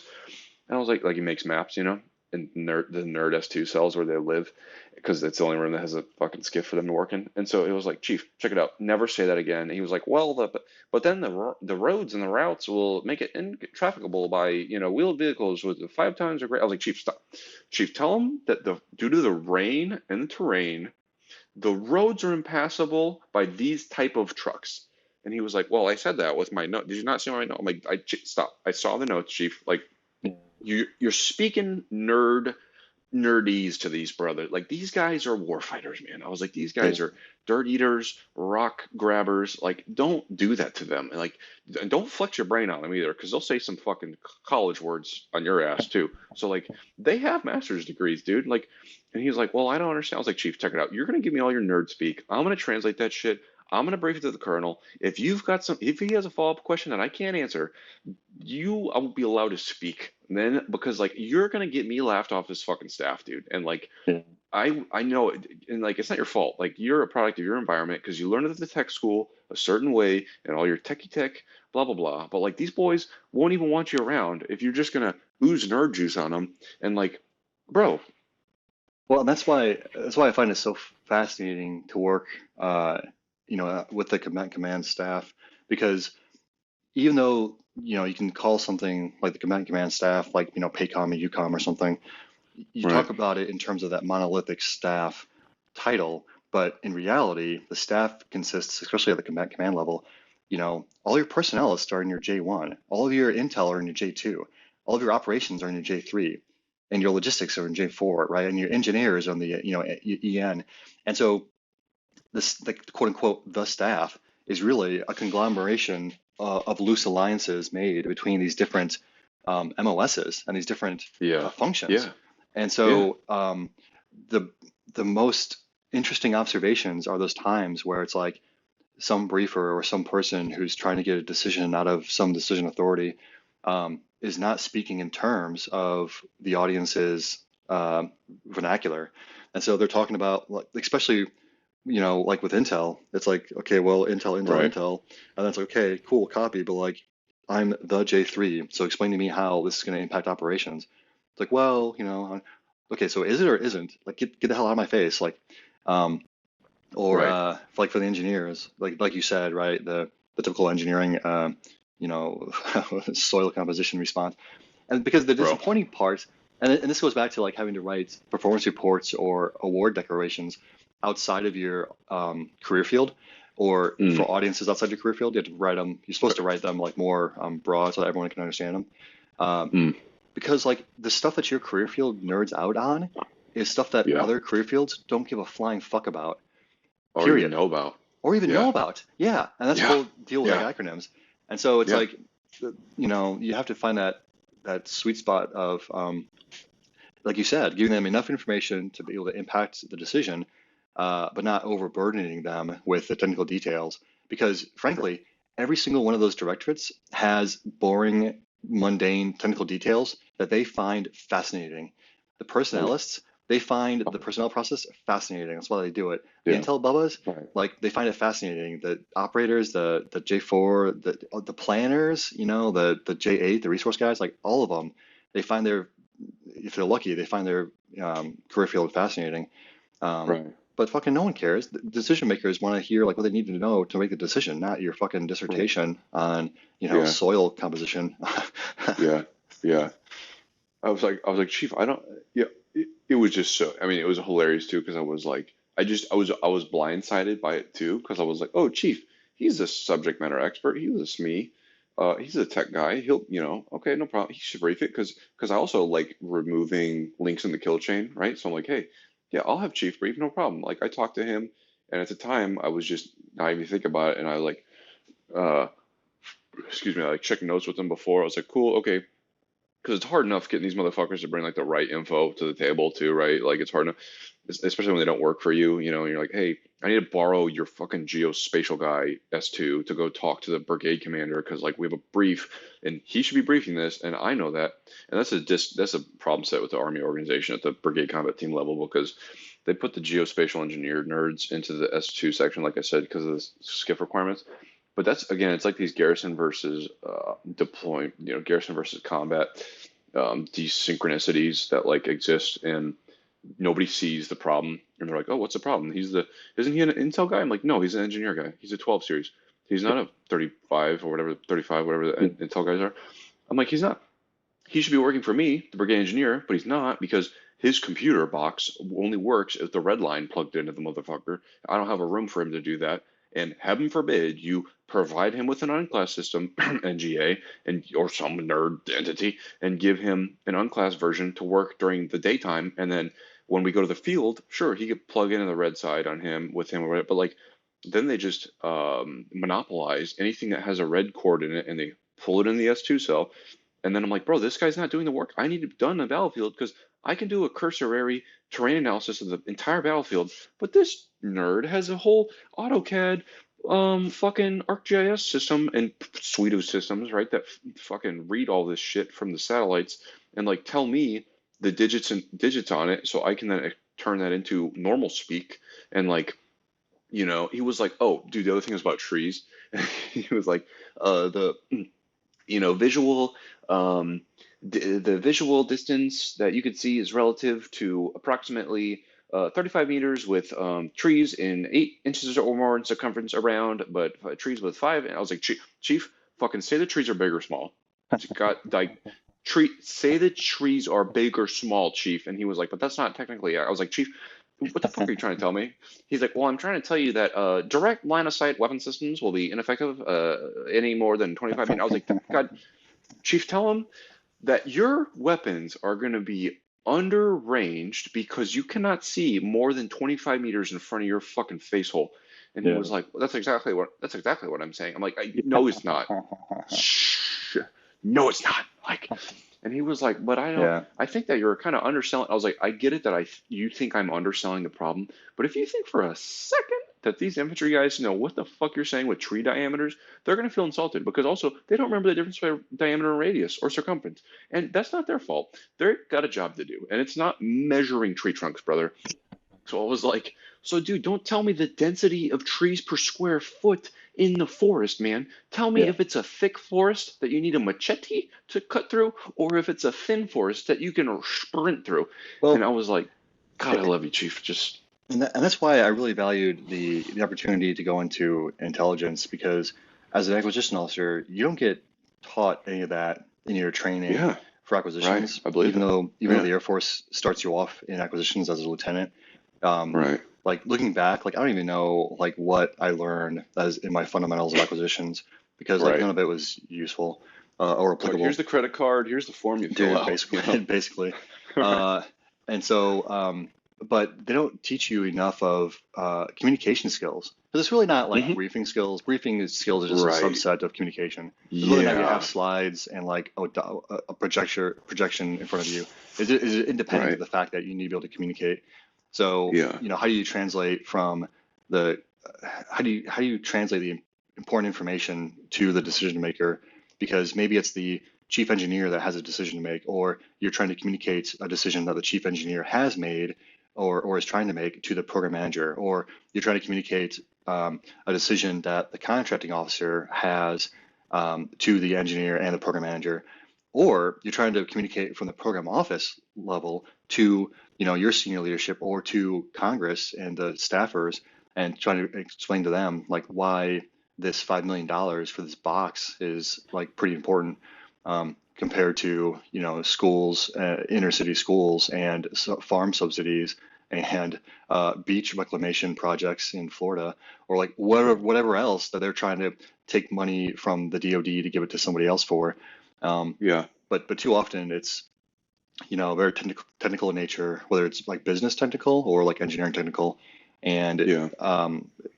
Congress like simply doesn't understand, or OMB doesn't understand, or Right. whoever else above you doesn't understand, and so they make an uninformed decision because they don't have the total understanding of the situation, and so Yeah. like, and then also things change too over time, so it's not like decisions are made in a vacuum and stay static. Um, Yeah. but the Yeah. communication is so important, and we don't get enough of it Yeah. across the board. Any MOS, Right. any career field Yeah. doesn't get enough Yeah. communication education and training. Yeah. And like the first step should be like, hey, if you're a support dude, and by that I mean you're providing a service to another person on the battlefield, the first thing that you should be is like, hey, talk to the customer and then figure out if they're like from the South and they got a little twang, you know what I'm saying? We talk a little different down here. We got the barbecue salt. You hit up Missouri and like, hey, is this guy from Canada? And he says A every now and then or what, but like get his jargon, man, and get his speech proficiency or pro words that like you can get his ears to perk up on. Because like, dude, if you don't, they're just gonna white noise you out. And like, so pro tip: always talk in the language of the person that you're talking to, because if not, they just don't know what you're saying. And like, even if they're smart enough to understand it, now they're doing this mental translation of like, okay, he said soil composition. That means what the ground's made of. The soil, because dirt's a slang term, because soil is really what the no nerd says dirt. No God-fearing American says dirt if their job is studying dirt. They call it soil. And you're like, soil's made up of organic material and non-organic material and blah, blah, rocks and gravel. And rocks are broken down into gravel, silts, and clays and sand. And you're like, roger that. Cool. The ground, yeah, the shit you walk on, that is wet. So, like a kid, you bring your mud boots. Like, you know, Well, and and the it's flip like, side don't, of and the flip yeah, side of that is that uh, folks will try to change either their jargon or someone else's jargon. right. And so Yeah. a number of years ago, the Air Force went from um, the the exercise inspection teams were called something different, and then they changed the words in the official Air Force guidance, and they changed it to wing inspection team, WIT, Mm, and it had been something perfect. else before that, but then they changed Yeah. it, and so my commander at the time, he was like, these guys, man, like, why in the world do they do that? Because Yeah. now, like, all these different Right. units all across the Air Force have to go out and buy new, because typically the wing inspection team would wear like armbands identifying themselves as inspection teams and Nice. non-participants in the exercises and things. Uh, So you got like somebody walking around. So you have an exercise at Osan Air Base, or yeah. Spengalum, or Ramstein, and Yeah. they're in chemical gear, but the wing inspection team is not, because they're wearing their Right. armbands, and everyone can see that they're wearing Yeah. their armbands. They're like the graders, Yeah. And Yeah. so, Yeah. Yeah. but the Space Force, what frustrates me about the Space Force is that they are trying so hard at every single level of leadership to stand out. And so Mm, to the point where instead of using phrases like organize, train, and equip, OT&E, now mm, in test, that means operational test and evaluation, but in service culture, that's organize, train, and equip, OT&E, because the services mm. are responsible for organizing, training, and equipping. the forces that they provide to the combatant commanders to go execute and prosecute the nation's combat operations. So Sounds like a real thing. yeah, exactly right. So like the 82nd Airborne Division, like they don't go to war by Yeah. themselves. They get hacked to Right. EUCOM, or they get hacked to whatever combat Yeah. command to go execute the Not war. if you ask them. They would Yeah. think they could take on. Yeah, Yeah, right. yeah. But so the Space Force though, there was this movement, and you can still kind of see it on slides somewhere. I don't know if it's official or if they've tried to kill it, or like what the deal is, but um, they for a while the phrase they were using was I forget what it stands for, but the acronym, instead of being OT&E, it's GPS, and Oh, perfect. it's like, brother, like, get the fuck out of here. Like, Yeah. GPS, like, get the fuck out of here, man. You might as well call it fucking, fucking Yeah. Disneyland's, MOS or dude, some other like, super generic term. or like fucking C3PO, brother. Like, get the fuck out Yeah. of here, guy. Like Yeah. GPS, like, fucking nerd. But Yeah. OT&E, right? That definition, that requirement levied on the services is written into law. So like you're gonna sit here Yeah. and you're gonna try Yeah. to change law, like get the fuck out of here, man. Like Yeah. like you don't know what it boils down Right. to is they don't understand why the fence is there. They don't Yeah. understand Right. why everyone else is using OT&E, and they think, oh well, we're gonna stand out. We're gonna use GPS instead. It's like no, brother. Like you Yeah. simply don't understand why the fence is there, and you're trying to go around Yeah. it, or you're trying to take it down. Like here's why the fence is Yeah. there, guy. Like keep the fence up, Yeah. or like Jesus. So And there's all what sorts of things like that where there's people try to make change for change's sake, and they don't understand why. and what's arguably worse is like when the I don't want to say lower, but kind of when the like lower echelon asks the higher for something. And the example would be like an infantry guy asking an S2 dude, like an intel guy, for like, hey, can you give us some maps? And the intel guy's like, I don't do maps. Like that's not my thing. Historically, like S2 doesn't give maps out.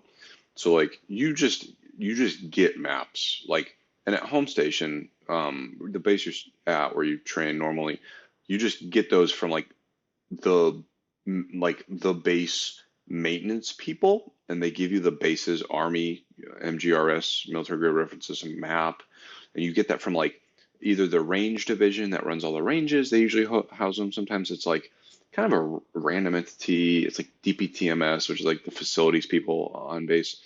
So like that's where you get an Army map from. But like S2 doesn't give you maps. A good S2 would, but most don't.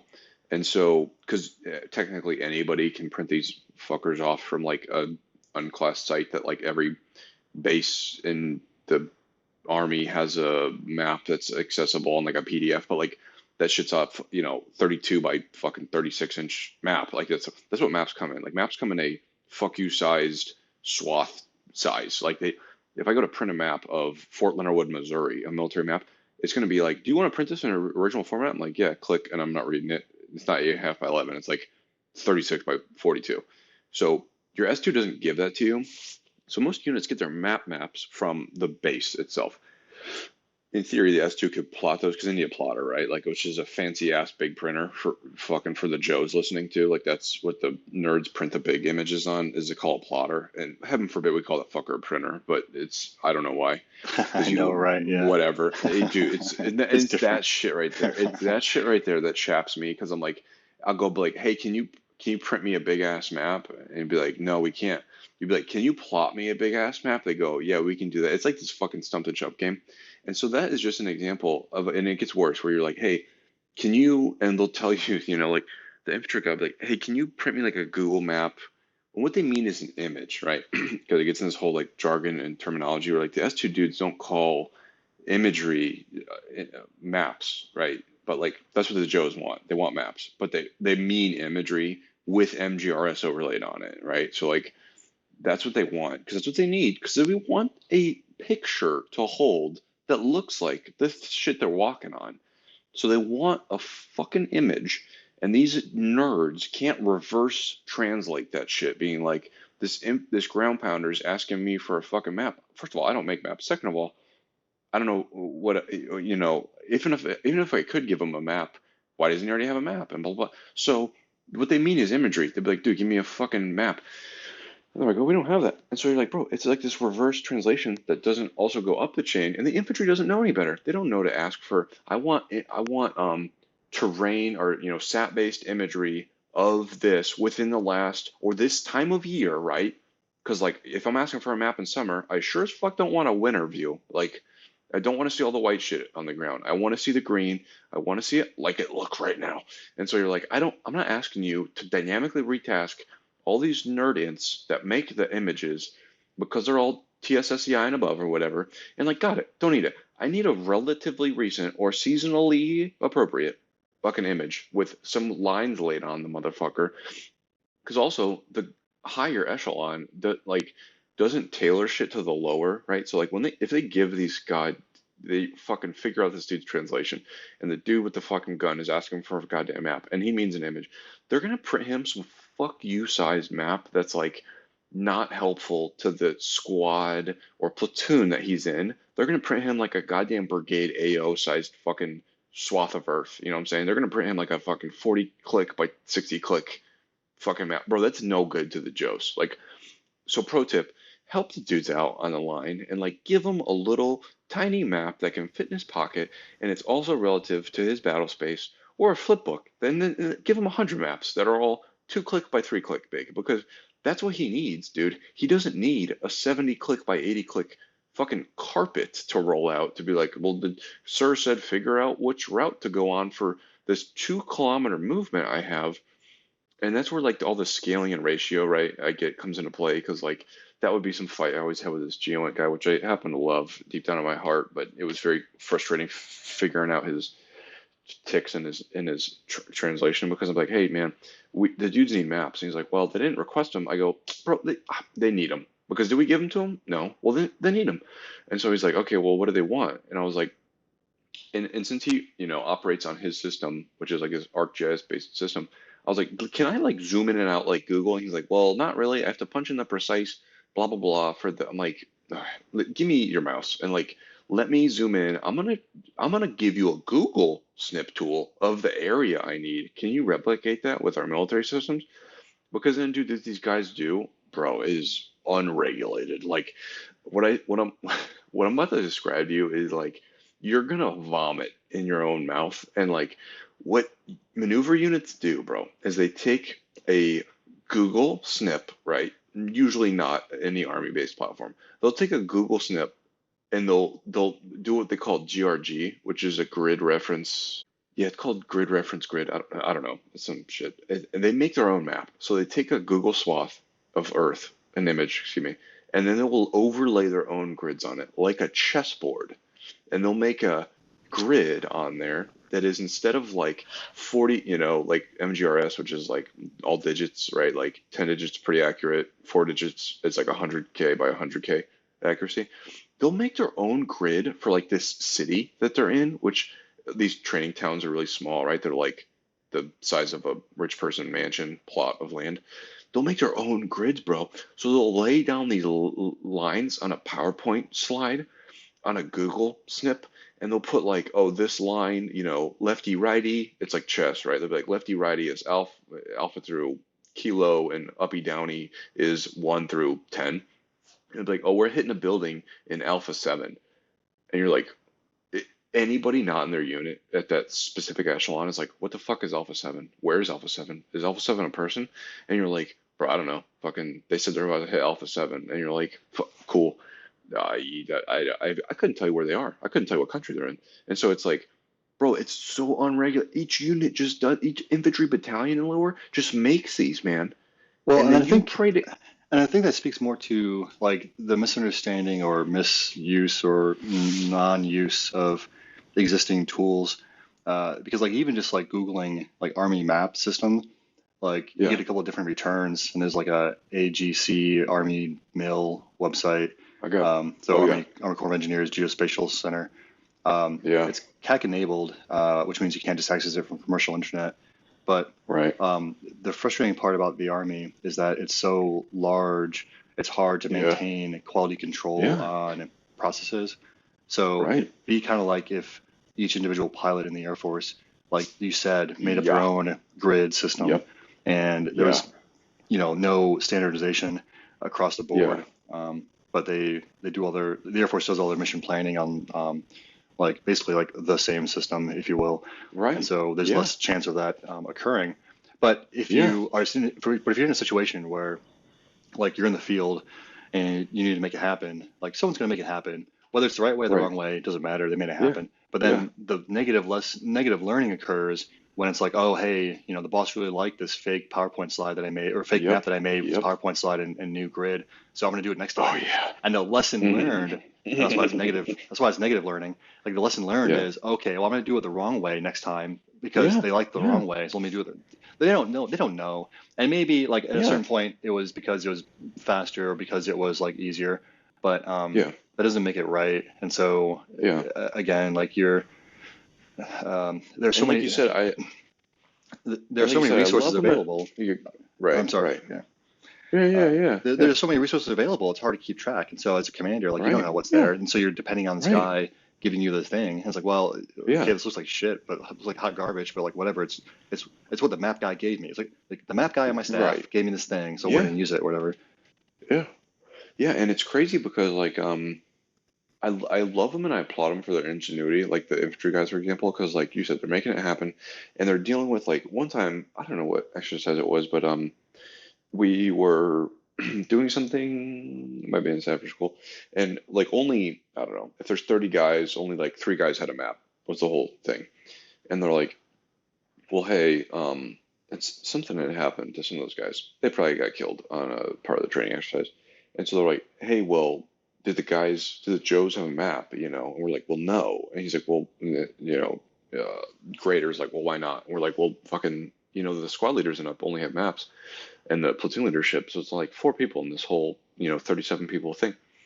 And they're like, well, they go, what do you think dudes did during like the Civil War, Revolutionary War? And I was like, I didn't have map. I mean, Mary, Louis, fucking Clark and Lewis just drew that shit up, but they're like, he goes, they drew their own. So he was like, hey, you would show the guys the map, like the leader, and then they would all sketch out a sketch map. And I was like, a sketch map?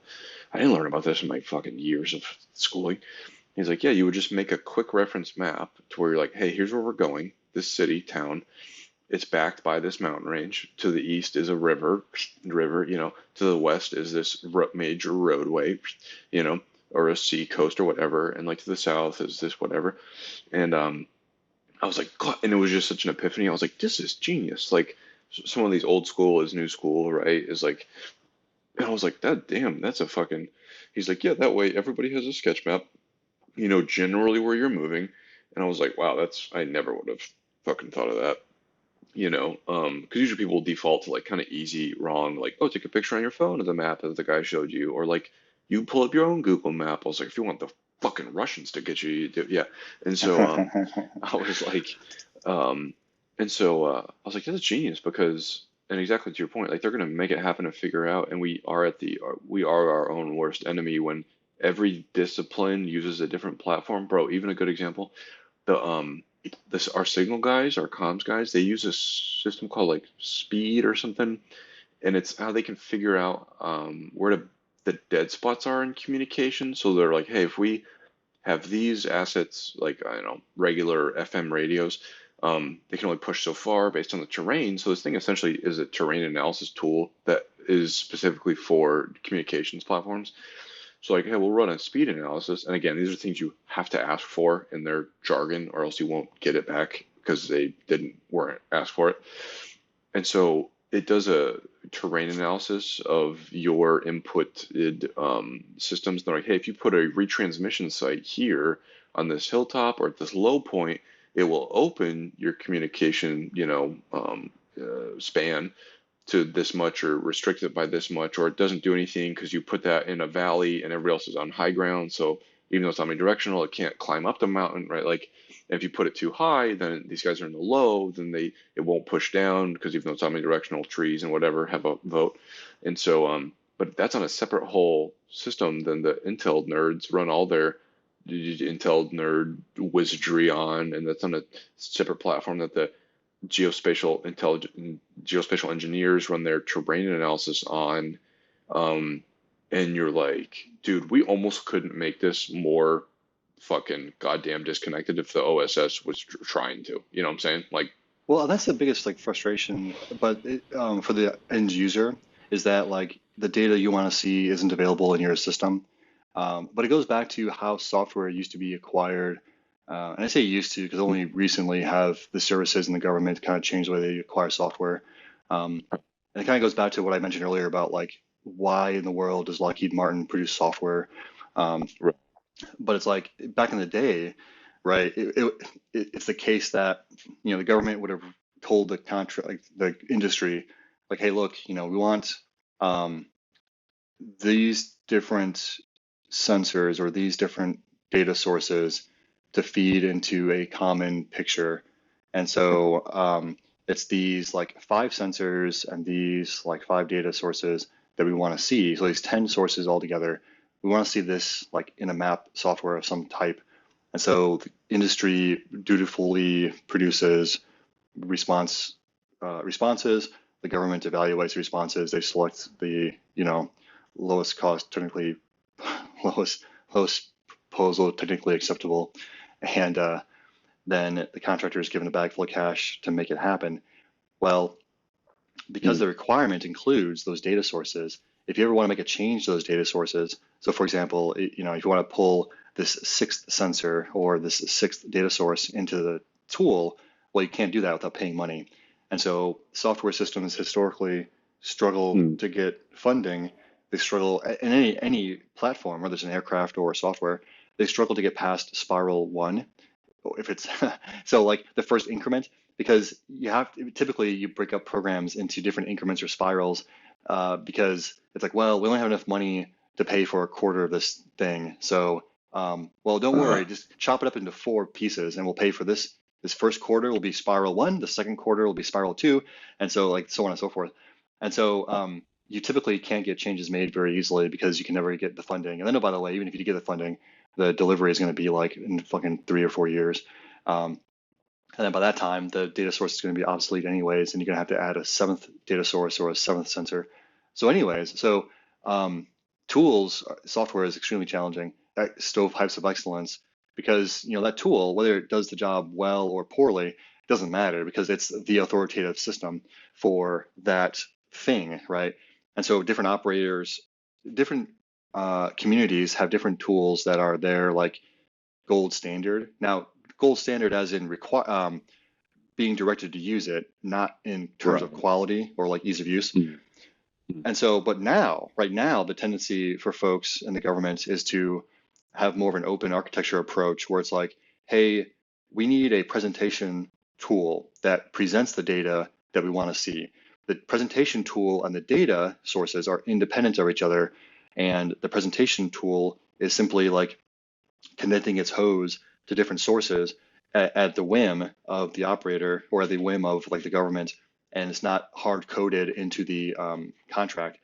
So that has a much more flexible path forward, and so it's much easier to rapidly include or rapidly change the inputs and outputs of systems like that.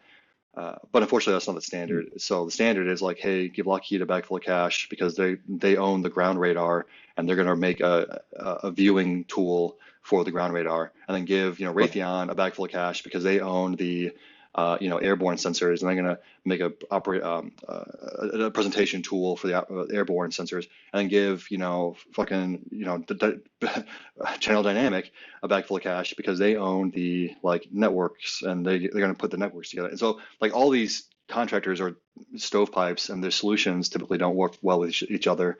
And if Right. they do at all, you have to pay exorbitant amounts to make them interoperable. Um, Yeah. but it's just Yeah. challenging. Yeah. Make maps great again. That's all I'm saying. Just give me some maps. Well, And we talk about and this for years too. yeah, and but it goes back to the easiness, quote unquote, of World War II, right? Where like even Right. back then, fucking people had maps, right?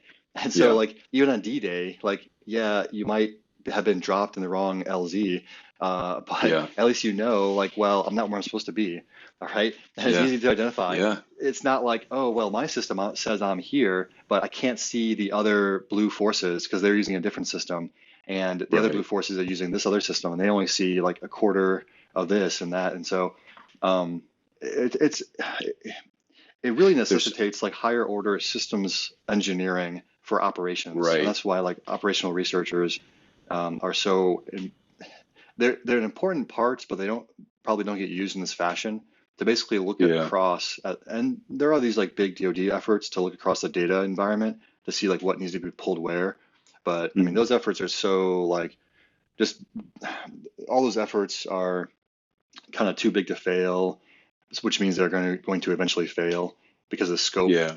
they're not starting in the right place with the scope, and there's a thousand ways to skin a cat. So right or wrong might be the an improper way to categorize it. I'm Right. not trying to make a judgment call, but if Yeah. it had worked, we would have seen results by now. Yeah. Right. Right. And like it's crazy too because in Band of Brothers, which is also just I mean, you could study that for I don't know 6 months at least, and just breaking down each kind of episode and different little lessons learned in it. It's such a good series. But like one of the things that happens when they're dropping them on Market Garden for Normandy, and Dick Winters he loses his weapon in the jump because they're flying like a billion miles an hour too fast, and they're in the wrong. He gets dropped in the wrong DZ, and so like Dick Winters doesn't have a weapon. Um, he finds someone from not his unit, and then there's this whole exchange right when it happens, and he finds this like private or whatever from some other unit, and he was like, "Hey," he goes, "You have a weapon, sir?" He's like, "No, I don't. I lost it in the jump. My bag got cut away because I was going too fast. We're flying too fast, and so it ripped the cords on it that carry the weapon carrying system, like the bag." And he goes, and then there's some sort of exchange where it's like either Dick Winters didn't have a map, he didn't have a map also, but the private did, and then but the private didn't have a compass, but Dick Winters did, and so then Dick Winters is like, bro, it's wild, it's so fun to watch, and Yeah, it's I'm vaguely remembering yeah. seeing that. And Yeah, then he was like, give me your poncho, because he also didn't have a poncho. So like Dick yeah, Winters borrows yeah, this dude's poncho and his map, and yeah. he happens to maybe have a flashlight, which also contextually is crazy that we didn't have a fucking battery flashlights via I think World War I, but yet we have them in two. But so he pulls out, he goes in the poncho, puts the light on, white light, right? Puts the light on. They called it a torch back then, probably. He turns it on, pulls a compass out of his zipper, like his buttons on his pants. He hid it, and kind of like this, like a pilot would. They have all this shit hidden on them for in case they fucking go down enemy territory. Like their boot has a fucking credit card in it, and their Yeah, other yeah, boot yeah, has a fucking yeah. Listerine strip pack in it. And so he pulls a compass out of his fly, and then he looks. It's like a button compass too, right? This is like a BDU button size compass, which are not that accurate, but good enough to get four distances, bearings. And he pulls out the compass, checks the map, but he doesn't know where the fuck he is. And he was like, and he asked the guy, he's like, "Hey, do you know where we are?" And he's like, "Fuck if I know, sir," or whatever.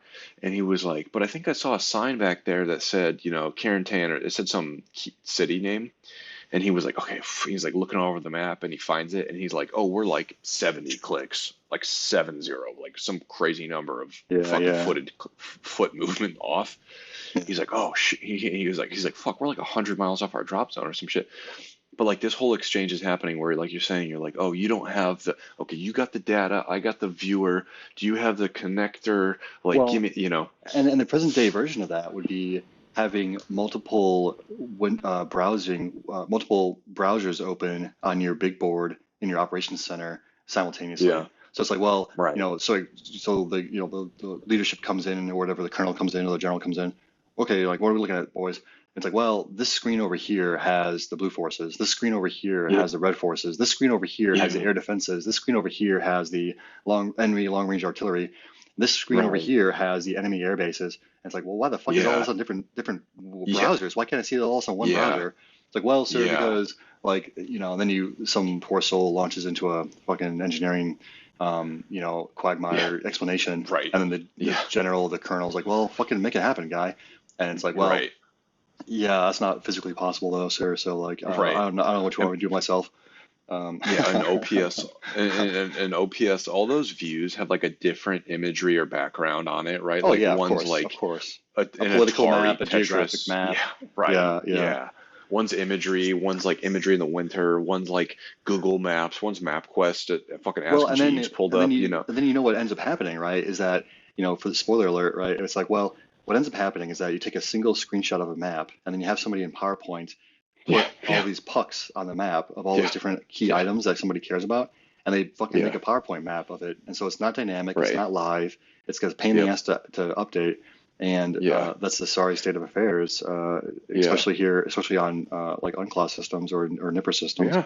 And Right. so, like you said, the majority of Joes, unless they have access to that S2 or Yeah. G2 or whatever 2 skiff, like they're operating Right. on unclass. So, you Yeah. got to be able to share that And that, information with them. and that's why it's wild too, because like sometimes it's like, yo, just give the guys a simple map, and even if it's on a smartphone, but it's downloaded, right? So it's off the net, but like then they can see on their in front of their own face, and they can shrink in and out with their hands, like, oh, this town, no, go up north south. It's like you don't even need the newest gee whizzes bangest JSOC fucking smartphone, iPhone, TSSE iPhone.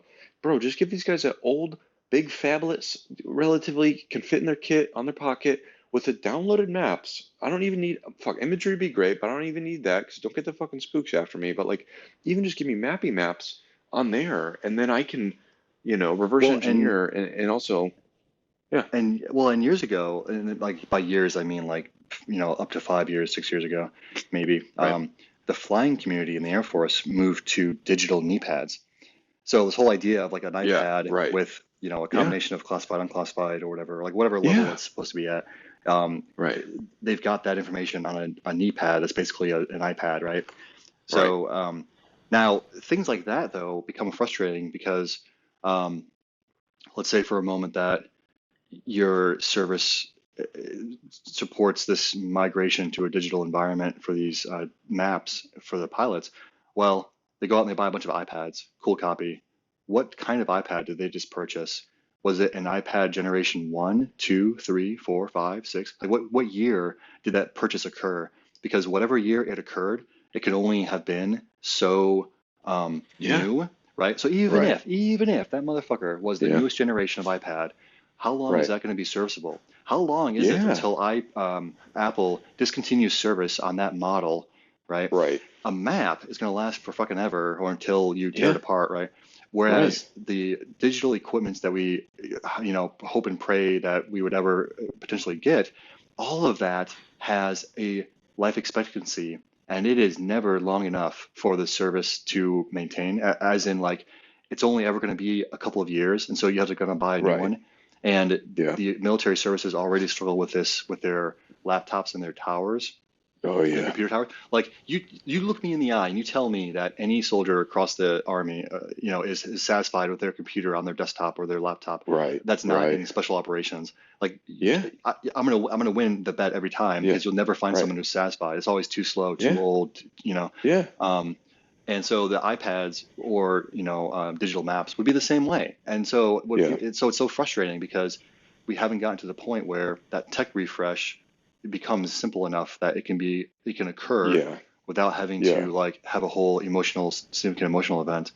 So, right, but a map, and that's why um, I always tell people like, hey, look, these tools and things that are available, whether it's on JWIC, SIPR, or NIPR, or yeah, commercially available, it's like, yeah, yeah, man, like that's all dependent on your connection to your network.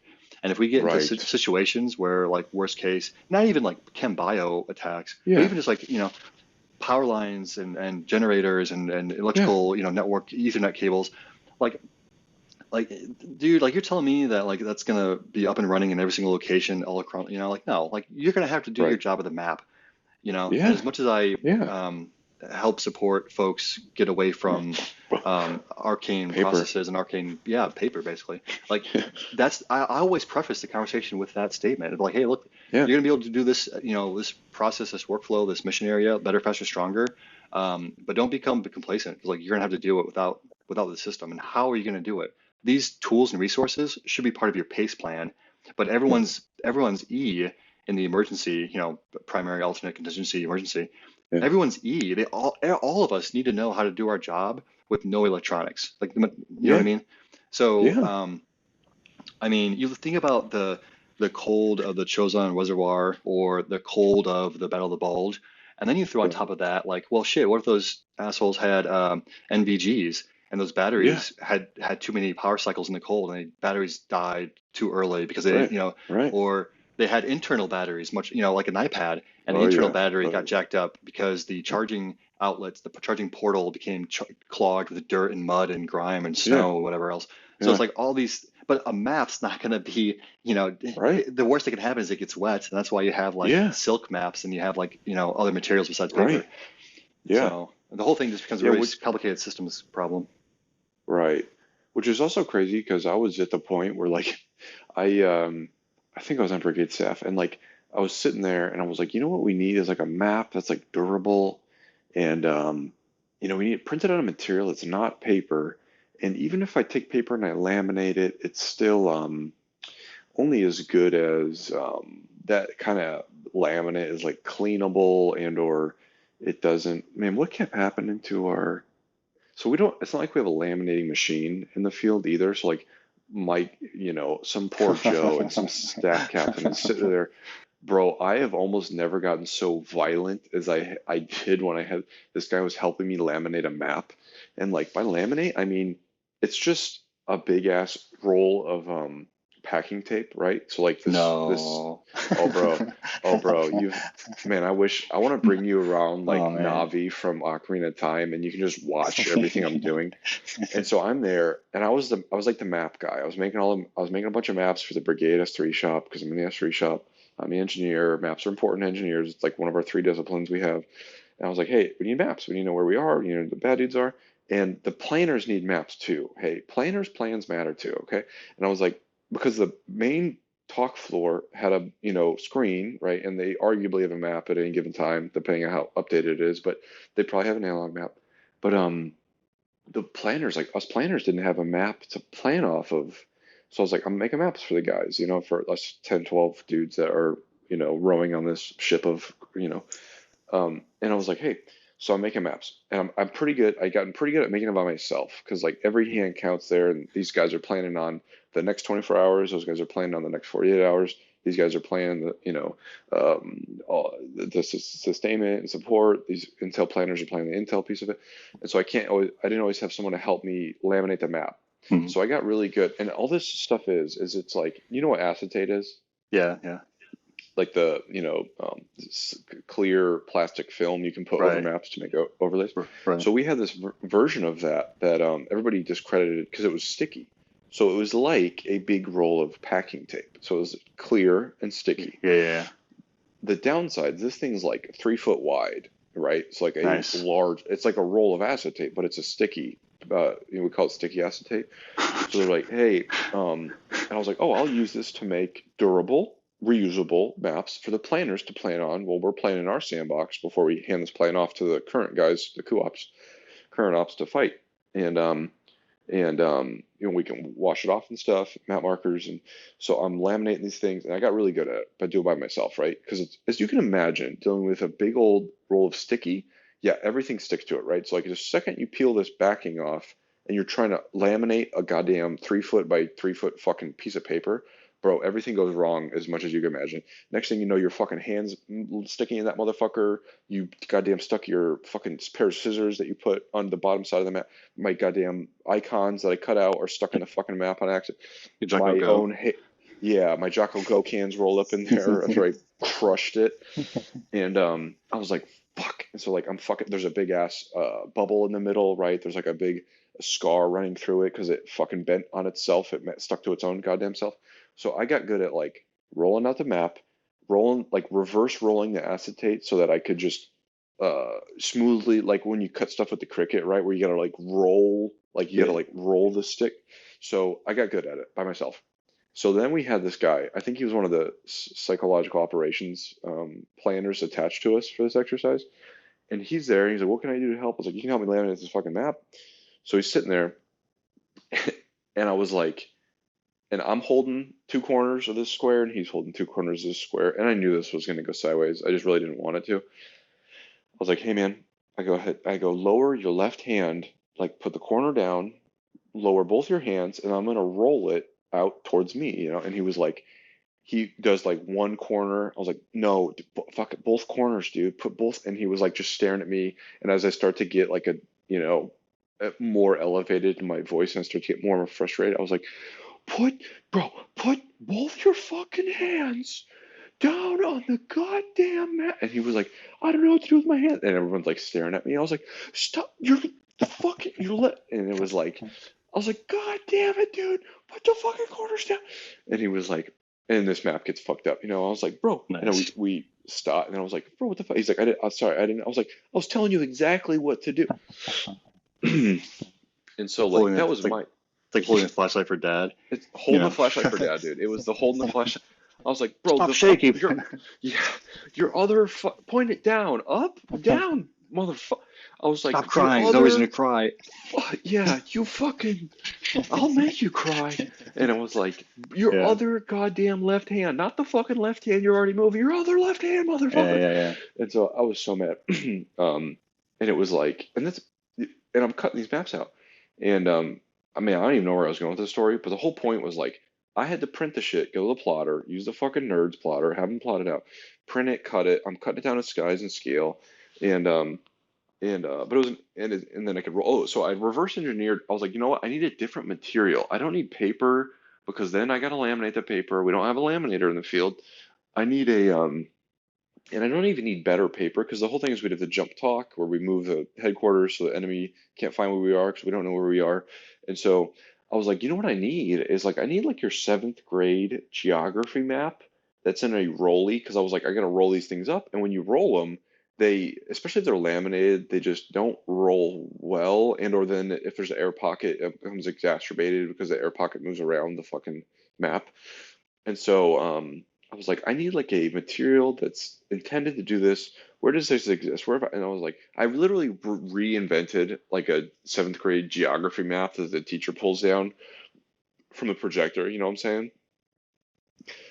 Like in seventh grade, you'd have like the teacher would Yeah. pull Yeah. down like Right. Right. Right. Yeah. Yeah. here's a map of America, and then the one Right. behind it, you pull down just a map of Arizona, Hmm. right? And I was like, bro, this is what the five C's. Creation of maps is the sixth C. And I was like, I need a like a geography map. And then I'm doing this Google work like google.com. Can you company that makes seventh grade geography maps, but for the military? Like I'm getting added to all these search lists. And I was like, no, this is ridiculous. And so I was like, and I just kind of stopped because I was like, you know what, this is crazy. Because I would have to order a map for every exercise since most of them are based in the United States. I would be like ordering our own base maps on just a vinyl. And then it turns out, bro, I walk into the we get back from that exercise and we're doing this like walk around the base, going to this training support center that exists. It's called, I think it's just called TSC or TASC. It's like Training Assistant Support Center or something. And that's where you draw like training aids, which are like fake demolitions, so you can practice on those because we don't have those in the unit. Spoiler alert: we don't have our own equipment that we would normally use in combat. We don't have a version of it that's inert and we can trade at home with. So we got to borrow it from the Goodwill and return it when we're done. And so this place has they have a huge map of the base that's like the training area of the base, and it's this exactly what I'm talking about. It's printed on this like vinyl seventh grade geography map material, and it's like the size of it's like a it's like a 15-foot by 25-foot rollout. I was like, Yeah. we Well, fucking had this motherfucker the whole time. Like, and that's where like knowing who to talk to is half the battle because yeah, very rarely is this the first time that anybody has to have to deal with like whatever situation right, they're in. And yeah, so it's like a whole left hand, right hand thing. And I love the scene at the very end of Arrested Development. The CIA, it turns out the CIA was responsible for the dealings in Iraq that eventually got him like um, right, put in jail and yeah, stuff. And so it's right, like right, in the CIA headquarters somewhere, like one guy's he leans back in his cubicle and the guy behind him. It's like CIA East and CIA West are the two labels in the cubicles. And it's like one guy leans back to the other guy, like without even looking at him. He's like, hey, Tommy, have you heard of this guy George Bluth? He's been dealing. He's a real estate developer, and he's like, oh yeah, George Bluth. Yeah, well, we set him up with contracts for Iraq with Saddam Hussein, And yeah, what about him? And like that was the initiation of the whole, that was the storyline for the whole series, Yeah, was like yeah. the fact that he had done That's these hilarious. dealings. Yeah, and so it's like you walk into some random office that you've never been to ever on base, and it's like, oh wow, this Yeah, this whole room is yeah, filled with maps. I'm like, oh, you want maps? And he opens another door, and it's like the Raiders yeah. of the Lost Ark warehouse, which Right. is like full of maps, Exactly. and it's like, Oh, dude. oh, Yeah, and it's like maps for days. Um, yeah, but the hardest part is just Eh, knowing what resources are available. yeah. Um, And you joke, but it's funny because that Raiders Lost Ark is like in the most literal sense what happened because we did a little tour of this facility and we walk into their warehouse portion and it's where like every single training aid they have is there and it's in crates on like stacked yeah, up like a Home Depot lumber yeah, section. I yeah, was yeah, like, what in the holy grail is going on here? They're like, oh, we got this fake AT4, like this rocket launcher. We got this fake dummy you can borrow. He's 250 pounds. You can drag him around. We got this fake little training wall that's like, I was like, get the fuck out of here. This was here the whole time. They're like, yeah, anything you want. You just come on by, you sign the cards, we do the thing, you turn it back in. I was like, I fucking, Well, I'm and then so the mad. but on the flip side, right? It's when you look. What I find it fascinating to have. So I have a couple of like historical types of pages that I follow on like social media, and every now and then Mhm. you'll see like some image of an operations center from like Strategic Air Command (SAC), or Right. like from World War II or something, and it's basically Yeah. like a three-story map that Right. runs like 50 yards or 100 yards, and it Right. looks like any op it looks like any big board you see today, like a map and a Yeah. bunch of tables and a bunch of statistics and a bunch of like blue forces, red forces, a bunch of stuff on the map, a bunch of like threat rings Yeah. and whatever else.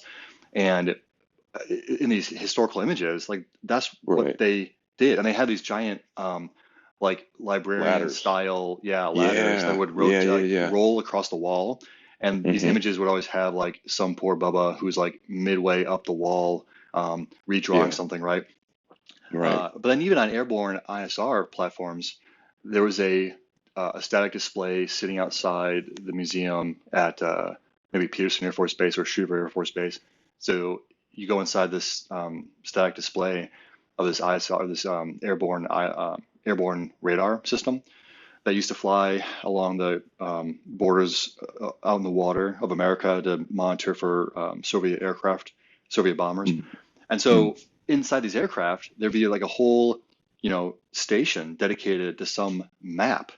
And people that worked in these kinds of environments would have to learn how to draw and write on maps backwards because they're sitting behind the map, which is the clear map, and like they're having to write so that people in front of them can see, and they're having to write backwards, right? So it's like you're Yeah. writing on glass or like writing on Right. Da transparent Vinci plastic. Code.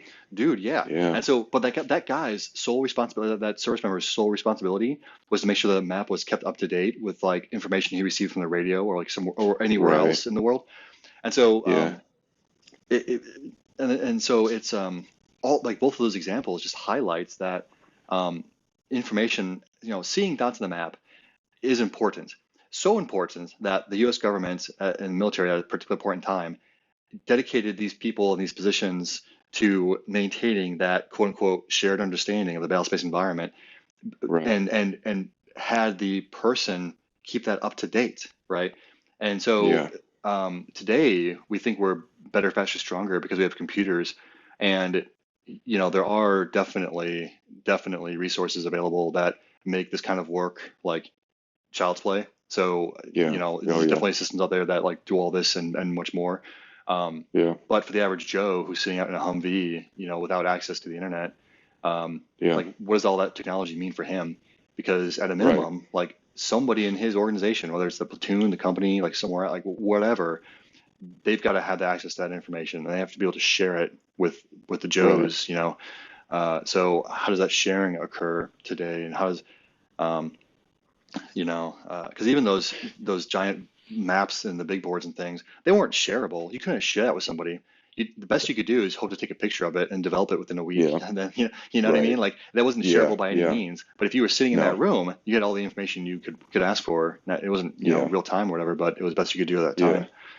So It's funny that you mentioned it. I forgot to talk about it, but you mentioned the pace plan and like what always cracks me up to see people's pace plan is like if they say something on the pace plan that's in the same system or platform that the previous PAC was, like if they're like, oh, like our primary is going to be, we're going to hit you on this messenger service on our computer, and the alternates, we're going to send you an email on our computer. And I was like, bro, do you understand how the internet works? And they're like, well, it's a different service. I go, yeah, what's it connected to? And they're like, well, the internet. I'm like, yeah, well, so when the internet goes down, Right, right. and like you have to preface it with like, hey, these are on the same literal transmission systems, or like not to nerd Yeah. out too much, but like they're on the same, like those are the same cats in the same tubes, right? Right, That are right. running that message. Like, and they're like, oh no, well it's different because this is I go, I don't care. When the Yeah. internet goes Well, down, and both people will do that like, with like satcom a lot, where it's like, oh, okay, yeah, well, the oh yeah, primary is this satcom channel, the secondary is this, alternate is this satcom channel. It's like, yeah, brother, those are right, on the same satellite. It's like, what do you think's going to happen here? yeah, Um, yeah. but it goes And then back like to I want, it goes back to the misunderstanding of the fundamentals, right? oh yeah, Where if you understood the yeah, fundamentals of whatever it is you're responsible for and like whatever it yeah, is you're putting into your pace plan, if you don't right, understand the fundamentals, then yeah, you're going to have essentially what becomes a single primary instead of four yeah, different options to choose from. yeah. And then it's funny because then they'll say like if there's a time where we would say the pace plan. Have you heard of like upper and lower TI? The term that Maybe you're. doesn't sound So familiar right now. I don't know what TI stands for. It might just be IT backwards, but they say upper and lower TI, and like one of them was it must be something along the lines of like this was a different apparatus that they use. So like SATCOM versus high frequency versus FM, whatever the fuck FM stands for. Um, Field microphone. I don't know, but the versus like point to point, like line of sight, like um, and so they'd say like, hey, this is our pace plan on upper TI, this is our pace plan on lower TI, and usually upper TI was like what I sort of described, where like it's all going via the same transmission wavelength, but it'd be like, hey, primary is instant messenger, alternate is email, contingency is I don't know a a, a DOS message on the computer and emergencies whatever, and they say in lower TI is this high frequency radio, then this JPCPV, which is a SATCOM based transmission, and then emergency is always any Army guy you talk to, emergency is going to be a runner, and they'll say, "We'll send a runner," and I'm like, I wanted to see you rehearse it. Go ahead and rehearse that, like, because they won't and they never do, and they'd be like, "Bro, your ass is not running a message," and they'd be like, "Well, no, of course he's gonna have a truck." I go, almost worse, like, because that truck, you're telling me that truck doesn't have comms, because that's a reason the truck's moving. So you're sending a truck out into the battlefield with no comms, and you're telling me you're not gonna rehearse it? Like, it's just one of those things that you brief it, and it's super normal, commonplace. You can ask any Army guy you work with. They're going to say the emergency. Hey, what's your emergency in your pace plan? They're always going to say runner. And like, they've never practiced it. That runner doesn't know where the fuck he is because what? Yeah, Oh, yeah, yeah, he doesn't yeah. have a map. He doesn't have a map. And like, definitely doesn't have imagery. And Well, so, but I think that in certain situations, though, the worst case becomes reality because yeah, left to your own yeah, devices, like every Task Force solution, Smith and taught then, us that. dude, yeah, exactly, man. And like because like think about that, right? Like that's a situation that nobody would want to find themselves in. Yeah, With Task Force Smith being the first forces engaged in combat in Korea as the war kicked off, before more forces flew into the country. Uh, and so people think that we've learned our lesson or that we're somehow better than we were 70 plus years ago. But when push comes to shove, and like you have to, you've got these Joes sitting up on a hill, and they've got to keep the hill because of some reason. It's like it doesn't matter if they don't have boots. It doesn't matter if they don't have food. It doesn't matter if they don't have like soap and whatever else whatever. And, like they're going to be told, hey, look, I know the situation is not ideal, but you're gonna have to stay here and wait for reinforcements. And it's like, okay, like Raj copy, I guess we're gonna stay here then. So like, how are we gonna like? And then it's left to the ingenuity of the American service member to figure out like, okay, well, like, are we going to take like heavy casualties or light casualties? Because like this can go one of two ways. Because we're going to get hit, and it's a matter of like with Task Force Smith, they had less than 24 hours to dig in. Basically, like they arrived at something like dark 30 in the rain, had to dig into their positions, and then by that morning at like 7, they saw the first tanks, and I think by 8 they were engaged in combat. Um, Yeah. the whole battle only lasted like 6 hours, um, and then that was when they were first gave the order to withdraw. So the withdrawal may have taken longer, but I mean, they lost like some, depending on how you count, like a third of their force, which is only like Right. 500 some strong. Right. So a third of that is like pretty significant. Yeah. Um, Yeah. And yeah, it's just one of the things where like go around your local S2 shop, go around your local S6 and like ask them what they can do for you. Ask them to translate all their nerd speak into human normal Joe speak. And yeah, yeah, because some of those too, it's like the the it's just they don't know. And like I didn't know some of these things until I just sat down with like a comms guy and I asked him. I was like, so check it out, brother. High frequency. What's up with this?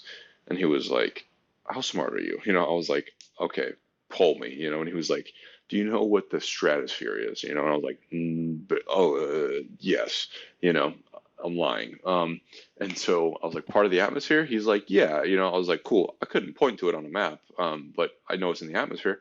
He's like, yeah, and he goes, yeah, the high frequency waves get bounced around in the stratosphere and then they go back down to the earth. I was like, get the fuck out of here. He's like, totally serious.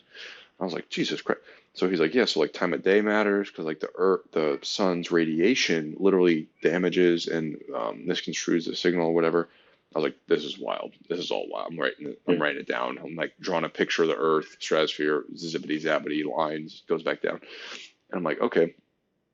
I was like, all right. And he goes, I go, so what's the big rub with it? He's like, honestly, sir, it's user error. I go, I 100% believe you because regular radio problem is user error. And he goes, yeah, I was like, yes, like the guys just don't know how to use it and they don't know how it works, so they don't know how to best use it.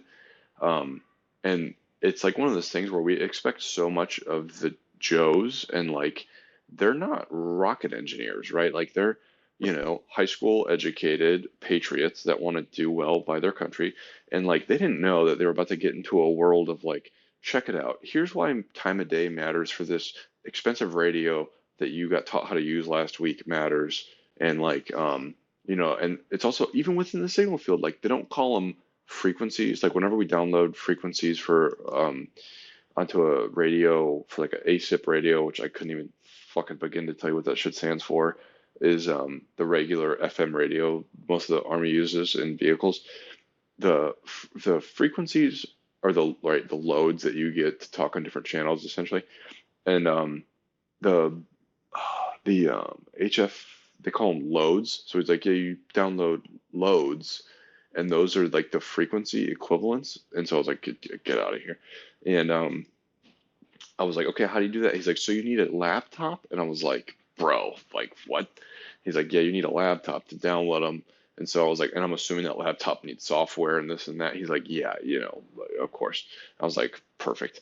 And so he was explaining this to me, and I was like, okay, but I was like, so there's limitations to this then. Like, is it not good on the move? He's like, yeah, it's not good on the move because like you're shooting the signal up, it's bouncing around, comes back down. Then when someone sends it back to you, you're at a different spot of the earth. And so it comes, then it's going to find you essentially. I was like, good God.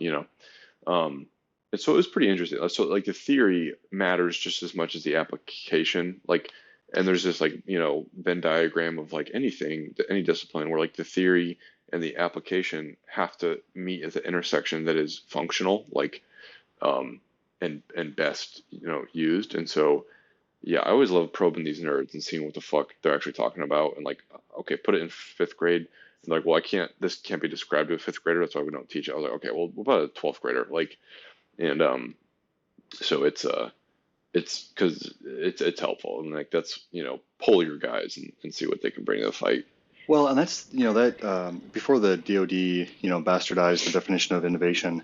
That was the definition where it's like you're not inventing new technologies, you're using existing technologies or existing processes or whatever else in new and new ways to get after some problem. So Hmm. the reason the reason people like Leonardo da Vinci and like others were are held up as standards for like innovators is because they were multidisciplinary for most of their lives. They had multidisciplinary research. You very rarely hear about like some key figure in history who only did one thing their entire lives. Um, they typically had experiences outside of their quote unquote like normal career field that gave them the right blend of experience in their field, like their technical depth, and the right blend of experience outside their field to expose them to new ideas and new ways of doing business. And then they brought that information, brought that knowledge back to their tribe, back to their um, core career field, and use that information, use that new knowledge to their advantage. Um, Mm. and And it, you're yeah, not gonna get that experience if you don't go out and you talk to people, right? Like so, in your right. situation, Yeah, you weren't in the six, but you talked to your six guy. For yeah, those people that they can do talk with their intel people, talk with their ops people, talk to their planners, talk to their engineers, even talk to acquisitions. Um, yeah, so uh, like this. So I mean, there's just so many different ways you can get a broadening experience without having to do an official like right. branch exchange or like MLS exchange. Yeah, So many different ways to, and it can be self-study as well. Like, read right. a book Yeah, or read an article or, yeah, watch a YouTube video on something outside your career field um, yeah. that may or may not have applicability.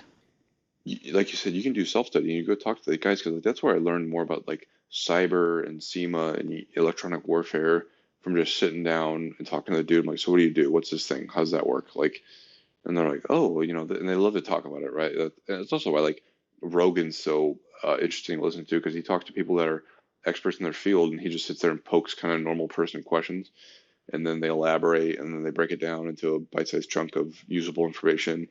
Um, and the person that they just operate in their own little world of their own discipline and never talk to someone else. It's like you're never gonna get to the best version of yourself with just your own little fiefdom that you understand. Um, but the dang, yeah, it's gone, it's lost. Yeah. Um, yeah, no, I don't know. It's fun because I like it because it helps me understand too why things do or don't work. And like even with a regular radio, like half the time your radio doesn't work is because like your antenna is simply not in the right spot. Like, bro, it's crazy to watch. And like and antennas on a Humvee truck are like they're omnidirectional and people think that they come off the tip of the antenna. Me too, before I learned they don't. Like they come off the fucking shaft, right? That the Yeah. shaft of power that it comes off the shaft omnidirectionally from that shaft up to the tip, and the tip actually doesn't project uh, a transmission because like that's just not how it works on the Right. trucks. So like and it's misleading too because the tip has this big old Q-tip cap on it that you would think, oh, the power, that's where but you're like, no, it's actually like a dead spot. So it's sort of this like reverse hourglass cyclone that Well, comes and out of this thing. yeah, yeah, and it goes back to the fundamentals, right? So how much of your career field do you need to understand at the fundamental level, and then how much of just like army stuff or military stuff do you need to understand at the fundamental level? And so, Right. is it just the six's responsibility to, the S6 or the G6 or the A6? Is it just the communications guy's responsibility to understand how that antenna works, or is it everyone's responsibility to understand at some level? Right. That way, you can be looking at a Humvee or looking at someone's, man portable radio and look at that and say, oh, hey, man, that thing's pointing to the ground. It's not going to work. And it's like, oh, yeah, cool Right. copy. Thanks. I didn't notice. Versus like Yeah. walking by it, that radio Yeah. operator not understanding that his antenna was pointed the wrong direction, telling the Yeah. commander that the radio's not working. The commander now, with the Yeah. information that his radio's not working, has to go send a runner when he normally wouldn't have, in this case, Yep. right? Like, and then not, Runner not doesn't that have a map, runner, dude. yeah, Runner doesn't exactly, have a right. map. Yeah, he doesn't have a map, Yep. can't get back, right? And so Yep. those kinds of little things can cascade if you aren't aware. So how much of everyone's job is everyone's responsibility? You know what I mean? Right. And that's why I Yeah. look back to like World War II and like, um, Yeah. you had these like, good old farm boys out there welding stuff to their tanks and jeeps Yeah. and stuff to make Right. rudimentary mine clearing equipment. Yeah. And Yeah. it was because they came with a knowledge of welding, or they came with a knowledge of like, Right. uh, craftsmanship to be able to make it Yeah. happen. Yeah. You ask any Joe today if they can, weld some stuff to a Jeep or a tank to make Yeah. a, Right. anti-landmine device. Like, no, Yeah. they don't know how to spell weld to begin with, Bro. and Yeah. like most of their life has been spent on their phone. Yeah. You They don't know, even know the difference between a TIG and a MIG welder, bro. I know, right? Like, You what are these know. guys doing? And Yeah. so it's like we have such different experiences compared to back then. And so Yeah. the ingenuity that we service members used to display is now it's like, Yeah. well, this really good coder can like do this thing. It's a well, cool copy, but like it's not going to matter because Yeah. it's not going to ever be allowed to operate on the network. So like, Yeah. change that dynamic first. In one of the Jocko podcasts, he's talking to the I forget this dude's name. But he was a Green Beret, a Special Forces guy in Vietnam, and not Laos or Cambodia. But he was like talking about NVGs to Jocko, because Jocko was like, "Yo, brother, we got all these crazy." Because the guy was like, "Yo, we can't see shit at night, like in Vietnam." He was like, we would send up flares just to see anything at night, because not only are we in like triple canopy overhead cover concealment from the trees and foliage, but like also it's nighttime, it's midnight, so like there's no loom from the moon. He's like, we would shoot up a flare just to see anything going on if the NBA were attacking or whatever. And Jocko's like, yeah, we got, you know, four eyeball NVGs now. And the guy, he was like, but it's a lot better. Jocko goes, it's a lot better than the PVS 14s, which we still use, by the way, than the single eye night vision goggles. And the guy was like, he said something like, he's like, yeah, I would have smothered my grandmother in her hospital bed for a set of NVGs in Vietnam. And so I always wondered too, like, what is the future of warfare, and like, what is the like new NVG that if we had now, like, we'd be like, oh, that would be awesome to have, like whether it's like a infantry robot guy or like a see through the wall cam on everyone's weapon or whatever that like this guy was like, yeah, that was unfathomable. He goes, we sort Well, of had thermal yeah. scopes, but they were not great. No, well, I think if you look at the current crisis and current conflict in Ukraine, um, quadcopter drones or quadcopter Oh yeah, like those types yeah, of things. Um, yeah, 5, 6, 8 years ago, there were some cases that you'd see about right, in the news where like, yeah, somebody hooked a lawnmower engine and made a rudimentary, explosive delivery system. right. But like these days, commercially available quadcopters have been used for effect in Ukraine. Bro, But every day I'm seeing some new shit with the quadcopter going on there. Like yeah, today, I yeah, literally saw one. There's like a dive bomber one, and yeah. I was like, God damn, like, So it's a matter of like, what does that mean for the future battlefield? And then also, like we talked about this before multiple times, all these electronic devices require power. And so the you future, gotta have the power. if you go out to any battlefield in the last, 200, 300 years, you'll find like musket balls or shell casings or like grenade pins, right? All this like metal Right. stuff from the litter of the battlefield. But Yeah. like in 100 years from now, you're gonna find like AA batteries and AAA batteries Yeah. and Yeah. lithium ion battery, Propeller RC blades batteries. from, yeah. Yeah, plastic propeller Remote blades from drones. controllers. Yeah, Yeah. you're gonna find all these Charging cords. these disposable electronics Yeah. and the components associated with that, like different Right. chargers, like your cell phone charger and shit. Like, Yeah. um, Yeah. and it's just fascinating because again, everyone's going to use the technology for their advantage, and so it's really just about like you said, like what's the next technology.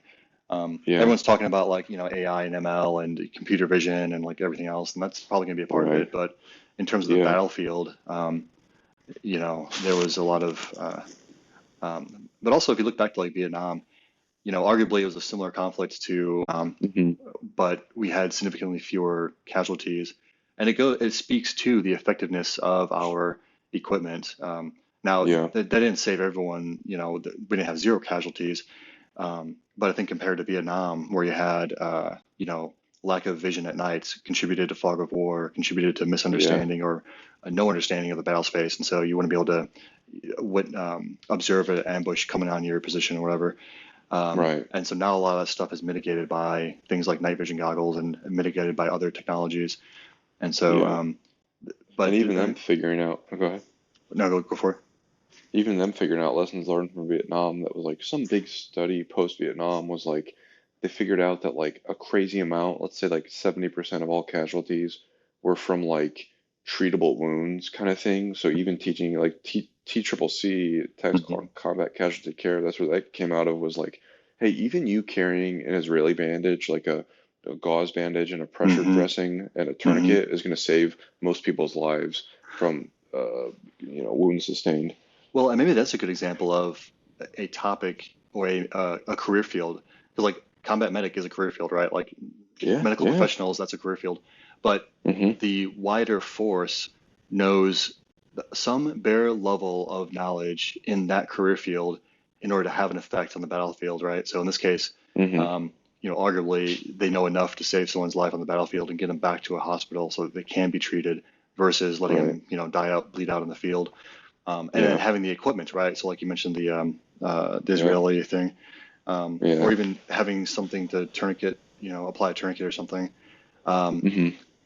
so there's both a material solution to that anecdote, right, with the actual piece of kit on your body that can Hmm. help save lives, as well as the training of how to use it. The institutionalization of like, hey, I don't care what else you carry on your person, like, but this thing is important, so carry this thing on your Right. person, and Right. then the use of it, right? So, um, it's, but every career field arguably has something like that to share with the broader community, to share with the broader Yeah. military, whether it's the six guy like the comms like we talked about, or whether it's the intel guy with like, hey, this kind of countermeasure is ineffective because of these reasons in this AOR or whatever, Yeah. because of this fundamental information. Um, Right. So it's just challenging, man. Because just like with the maps example we just used a moment ago, where like the big warehouse full of Mm. maps, like The mixed maps. somebody else has the knowledge that can help either add value to your mission or potentially save lives. And so it's a matter of like, did you talk to that person before you needed that information? Do you Right. know, like how much? And I think in our society in general today, like arguably people maybe aren't learning spelling as much as they should because the computer can do it for them. They're not Machine can learning, do that for me. yeah, like they're not necessarily concerned about their penmanship because they're typing anyways. But you need to know enough about spelling in order to get it close enough for the computer to do it for you.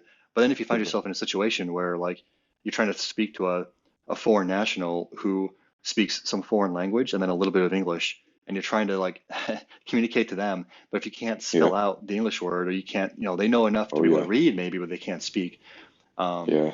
so anyways, it's one Or of those. you're using like the wrong word, so like the translation doesn't come across. Like, if Yeah, you'd be like, oh hey, this thing's not appropriate for the thing, or right. it comes out as like a sexual connotation with inappropriate. Yeah, You're like, yeah. what? This isn't, and they're staring at you and you're staring at them and you're like, I don't know what he's not getting about this. Like, Or even like like we were I was at Walter Reed back a couple of years ago, and then I was trying to checking the find some. troops. Yeah, exactly. I was trying to Yeah. find I was trying to find something. I was trying to find a veterinarian, and or we were shopping, and we were like shopping You're like, around is there for any vets military. around here? Dude, yeah. So somebody told me like they Google searched it and like, oh hey, well there's a vet place at Walter Reed, so it should be close to where you're at. And I'm like, No, I don't think it's the right kind of vet place. Like, no, that's what it says here. I'm like, you're uh, like bless your heart for trying to help, but like I know Yeah. you're wrong. There's a whole Because bunch of vet like, organizations yeah, here. yeah, exactly. So like even English with English native speakers, like it can be Yeah. challenging, much Yeah. less technical topics with the troops. Right. So. Yeah, that's like I was in Korea and the we were explaining a truck, and his truck is this the slang is called a husky. And so I was like, oh, this is a husky, and they were like, okay, what's a husky? I was like, well, husky's a dog. And then he was like, okay. I was like, well, I don't know why we call it a husky. And and so he was like, okay, okay. I was like, well, it's a mine sweeping. Tell him it's a mine detecting truck, because like that's what it is. And he was like, okay. He's like, so you can find mines with it? I was like, well, actually, hold on, just wait. Before you translate that, like this, I can't find all. I was like, I can't find all the mines with this thing, like only certain flavored. He was like, okay. I was like, but just tell him mine detector. Like, tell him it's a mine detector truck. He's like, but you just said a dog name. I was like, yeah, forget the dog name. Just go to mine detection truck.